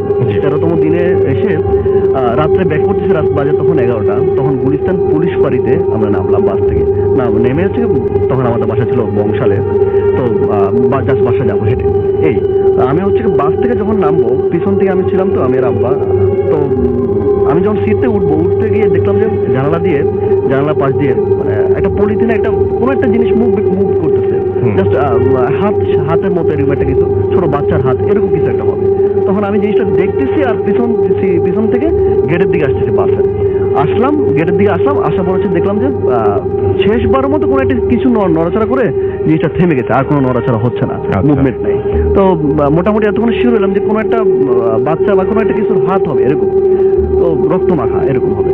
তো আমি পাশে কিছু দোকানদার ছিল, ফল ব্যবসায়িক বা আদার্স কিছু স্টেশনারি দোকান, তারা এতক্ষণ নোটিস করে না। আমি তাদেরকে ডাকলাম, মামা একটু এদিকে আসুন তো, দেখেন তো পলিথিনে কি। তখন পুলিশও আসলো, পাশে যেহেতু পুলিশ বাড়ি ছিল, পুলিশও আসলো এবং তারা একটা লাঠি দিয়ে জিনিসটা পলিথিন থেকে ইয়ে করে দেখলো যে হ্যাঁ, এখানে একটা ডেড বডি, ছোট একটা বাচ্চা, যেমন সদ্য জন্ম নেওয়া, হাফ এন আওয়ার আগে বা 1 ঘন্টা আগে এরকম কিছুক্ষণ আগে জন্ম নিচ্ছে এরকম একটা বাচ্চা। তো মোটামুটি হয়তো বা এটা আমরা গেস করলাম আর কি, কোনো একটা প্রবলেম বা কোনো ছেলে মেয়ে এটা কিছু একটা হয়ে দিল। তো আমি ইনস্ট্যান্ট তখন 11টা ছবি তুলছি ওই বাচ্চাটার। ছবিটা তুলে আমার গিয়ে তখন একটা মোবাইল ছিল, মাল্টিমিডিয়া মোবাইল, নট অ্যান্ড্রয়েড। তো ওই মোবাইলে আমার কিছু ফোল্ডার ছিল, যে এটা ফ্যামিলি পিকচার বা ফ্রেন্ডস পিকচার, এটা আমার নিজের পিকচার। তো আমার নিজের পিকচার ছিল ওইখানে আগে থেকে 88টা। আমি ঘটনাটা একটু করে বলতেছি, কারণ গিয়ে মেন থিমটা এখানে যে 88টা ছবির সাথে আমি আমার 11টা এই বাচ্চার তোলা ছবিটা রাখছি। টোটাল 99টা ছবি রাখার পরে বাসা গেলাম। বাসা যাওয়ার পর আম্মাকেও বললাম, আম্মা ওই জিনিসটা আফসোস করতেছে, আব্বাও আফসোস করতেছে, আমি নিজেও আফসোস করতেছি। এবং এক পর্যায়ে যা খাওয়া দাওয়া করে ফ্রেশ হয়ে যেহেতু টায়ার্ড আছি, ঘুমায় পড়ছি। তো আমার এখানে একটা ঘটনা বলে, আমি তখন ইংলিশ স্পোকেন করতাম একটা কোচিং সেন্টারে। প্রতিদিন 8টা বাজে আমার কোচিংটা ছিল, আমি 8টা বাজে আমার ক্লাস ছিল, 7টা বাজে আমার অ্যালার্ম দেওয়া ছিল। এটা প্রতিদিন অটো, মানে এভরিডে দেওয়া ছিল, যার কারণে আমাকে নতুন করে প্রতিদিন দেওয়া লাগতো না, প্রতিদিনই এটা অটো বাস। ওই দিন রাত্রে হচ্ছে কি আমার মানে নিজের থেকে যাই না, কোইন্সিডেন্টলি হোক বা ইনসিডেন্টলি হোক, রাত্রে 3টা বাজে আমার অ্যালার্ম বাজা শুরু করছে। আমি হচ্ছে গিয়ে অবাক হয়ে গেলাম, কিন্তু 3টা বাজে তো আমি অ্যালার্ম দিই নাই। আর আমার তো প্রতিদিন এমন না যে আমি অ্যালার্মটা দিয়েছি, আমার তো একবারে অ্যালার্ম দিয়ে রাখছি প্রতিদিন 7টা বাজে। 3টা বাজে অ্যালার্ম বাজলো, তো আমি চিন্তা করলাম যে রাত্রে হয়তো টায়ার্ড ছিলাম, যার কারণে হচ্ছে গিয়ে দিয়ে রাখছি, হয়তো এমন হতে পারে। তখন ইয়েটা অফ করে ঘুমাইতে যাবো, মোবাইলটার পাশে রেখে, তখন আবার ওই বাচ্চাটার কথা মনে পড়ছে, আফসোস করতেছে, পৃথিবীতে আসলো আবার চলে গেল, মানে তার তো কোনো দোষ ছিল না, যারা হচ্ছে তাকে আনলো তাদের কি অন্যায়, বা তাদের তো এই অপরাধটা করা উচিত হয় নাই। তো হচ্ছে চিন্তা করতে করতে আমি আমার মোবাইলটা হাতে নিলাম, নিয়ে ওই ফোল্ডারে গিয়ে দেখি যে সব কিছু fine, everything was okay, but আমার ফোল্ডারে আমার ছবি 88টা আছে, ফ্যামিলি যে পিকচারগুলো সেখানে আছে, ফ্রেন্ডস পিকচার বা আদার্স যে প্রত্যেকটা জায়গা আছে, কিন্তু এই 11টা ছবি নাই, পুরো মোবাইল থেকে উদা হয়ে গেছে। এবং আমার ফোল্ডার যেখানে আমি 99টা সহ হয়েছিল এই 11টা ছবি সহ, সেই 11টা ছবি নাই হয়ে গেছে। তখন আমি হচ্ছে গিয়ে জিনিসটা চিন্তা করলাম যে আচ্ছা হয়তো নিজের কাছে কিছু মনে হচ্ছে, আমি চিন্তা না ঘুমিয়ে পড়ে সকালে উঠে ভালোভাবে চেক করবো। তখন ঘুমিয়ে গেলাম। মজার বিষয় থেকে আমার ওদিন কিন্তু সকাল 7টা বাজে আসলে অ্যালার্ম বাজছে অ্যাজ ইউজুয়াল। তখন আচ্ছা উঠলাম, ওঠার পরে ফ্রেশ হয়ে কোচিং দিয়ে যাবো, যেতে যেতে রাস্তা হাঁটতেছি আর মোবাইলটা চেক করছি, দেখতেছি না মোবাইলে ওই ছবি 11টা নাই, বাকি একবারে প্রত্যেকটা ছবি আছে, কোনো এই 11টা ছবি নেই। তো হচ্ছে আমার একটা ফ্রেন্ড আছে পারভেজ নামে, ও হচ্ছে গিয়ে মাদ্রাসার ব্যাকগ্রাউন্ডে পড়াশোনা করছে। তো ওকে আমি জিনিসটা শেয়ার করলাম, শেয়ার করার পর হচ্ছে ও বললো যে বন্ধু এটা আসলে বেসিক্যালি এটা তো আসলে একটা ফেরেশতা, মানে কি বলে মাসুম বাচ্চা, তাদের একটা অস্তিত্ব আছে, ঠিক আছে, পবিত্র। তো এই অস্তিত্বটা তোমার মোবাইলে কোনো এভিডেন্স থাকুক বা হচ্ছে কোনো ডকুমেন্টস থাকুক, এটা কোনো একটা এক্সিস্টেন্স সেটা পছন্দ করে নাই, যার কারণে হয়তো তারা সরাই ফেলছে, এটা সে বললো। তখন আমি চিন্তা করলাম যে হ্যাঁ হইতে পারে। আর পাশে হচ্ছে গিয়ে আমাদের এলাকার মসজিদ, সেখানে হচ্ছে গিয়ে আমি হুজুরের কাছে জিনিসটা শেয়ার করলাম, একবারে নর্মালি শেয়ার করছি, এটা তো কোনো উইয়ার্ড বিষয় না। শেয়ার করার পর আমি বললাম যে হুজুর এই অবস্থা। তো উনি বললো যে হ্যাঁ এরকম হইতে পারে যে তোমার ফ্রেন্ড তোমাকে যেই সলিউশনটা দিল, যে এটাই হইতে পারে যে তোমার মোবাইলে এটা থাকুক, এটা আসলে কেউ পছন্দ করে নাই, বা কোনো একটা পক্ষ থেকে, কোনো একটা মহল থেকে, বা কোনো একটা এক্সিস্টেন্স সেটা লাইক করে। তো এরপর আর কি এটা ছিল আমার লাইফে মানে মোটামুটি আনসলভ একটা ঘটনা। এই ছিল রাসেল ভাই, ধন্যবাদ। থ্যাংক ইউ সো মাচ, আপনাকে অনেক ধন্যবাদ। আমরা আজকের মতো আমাদের আসলে এখানে শেষ করতে হবে, এবং আমাদের সাথে আরো অনেক ঘটনা, আমাদের আরেকজন ভাই আছেন, ওনার অনেক ঘটনা ছিল, সেগুলো আমরা আজকে শুনতে পারলাম না, সময় চলে গেছে। কৌশিক হোসেন আমাদের সাথে আছেন, আহমেদ আমাদের সাথে আছেন, মোহাম্মদ আজিম মৃধা আমাদের সঙ্গে আছেন, আমাদের সঙ্গে অনেকেই দেখতে পাচ্ছি আছেন। আপনারা অনেকে লিখলেন এবং সবার লেখাও আজকে পড়ার সময় হয়নি। আমাদের MN নিশাদ আমাদের সঙ্গে আছেন, রোকন খান আমাদের সঙ্গে আছেন,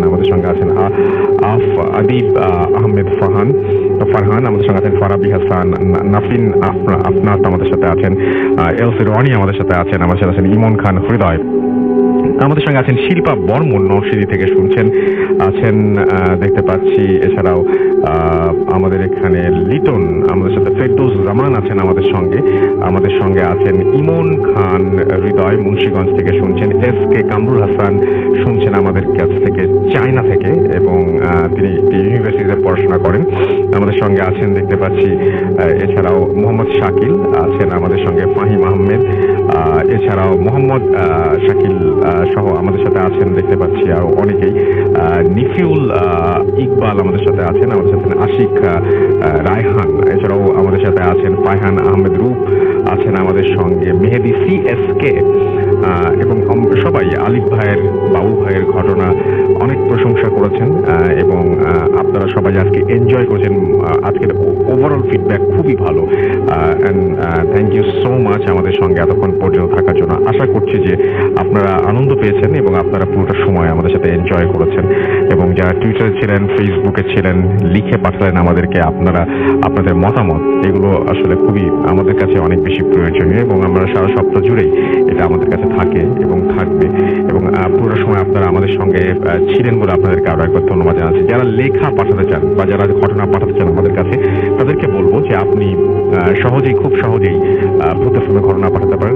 আপনার মোবাইল বা কম্পিউটার থেকে, যেখান থেকে হোক না কেন, আপনি আমাদের ইমেল করে দিতে পারেন। আমাদের ইমেল অ্যাড্রেসটা মনে রাখলে, আমাদের ইমেল অ্যাড্রেস হচ্ছে bhutfm@350.fm, which is BHWTFM@350.fm, radio@ofori.fm আপনার নাম, ঠিকানা এবং ফোন নাম্বার সহ আপনার জীবনে ঘটে যাওয়া বা আপনার জানা সেরা ঘটনা লিখে পাঠিয়ে দিন আমাদের কাছে। ঘটনার শুরুতে অবশ্যই উল্লেখ করুন যে ঘটনাটি আপনি স্টুডিওতে এসে শেয়ার করতে চান নাকি আপনি চান আপনার ঘটনা আমরা পড়ে শোনাই।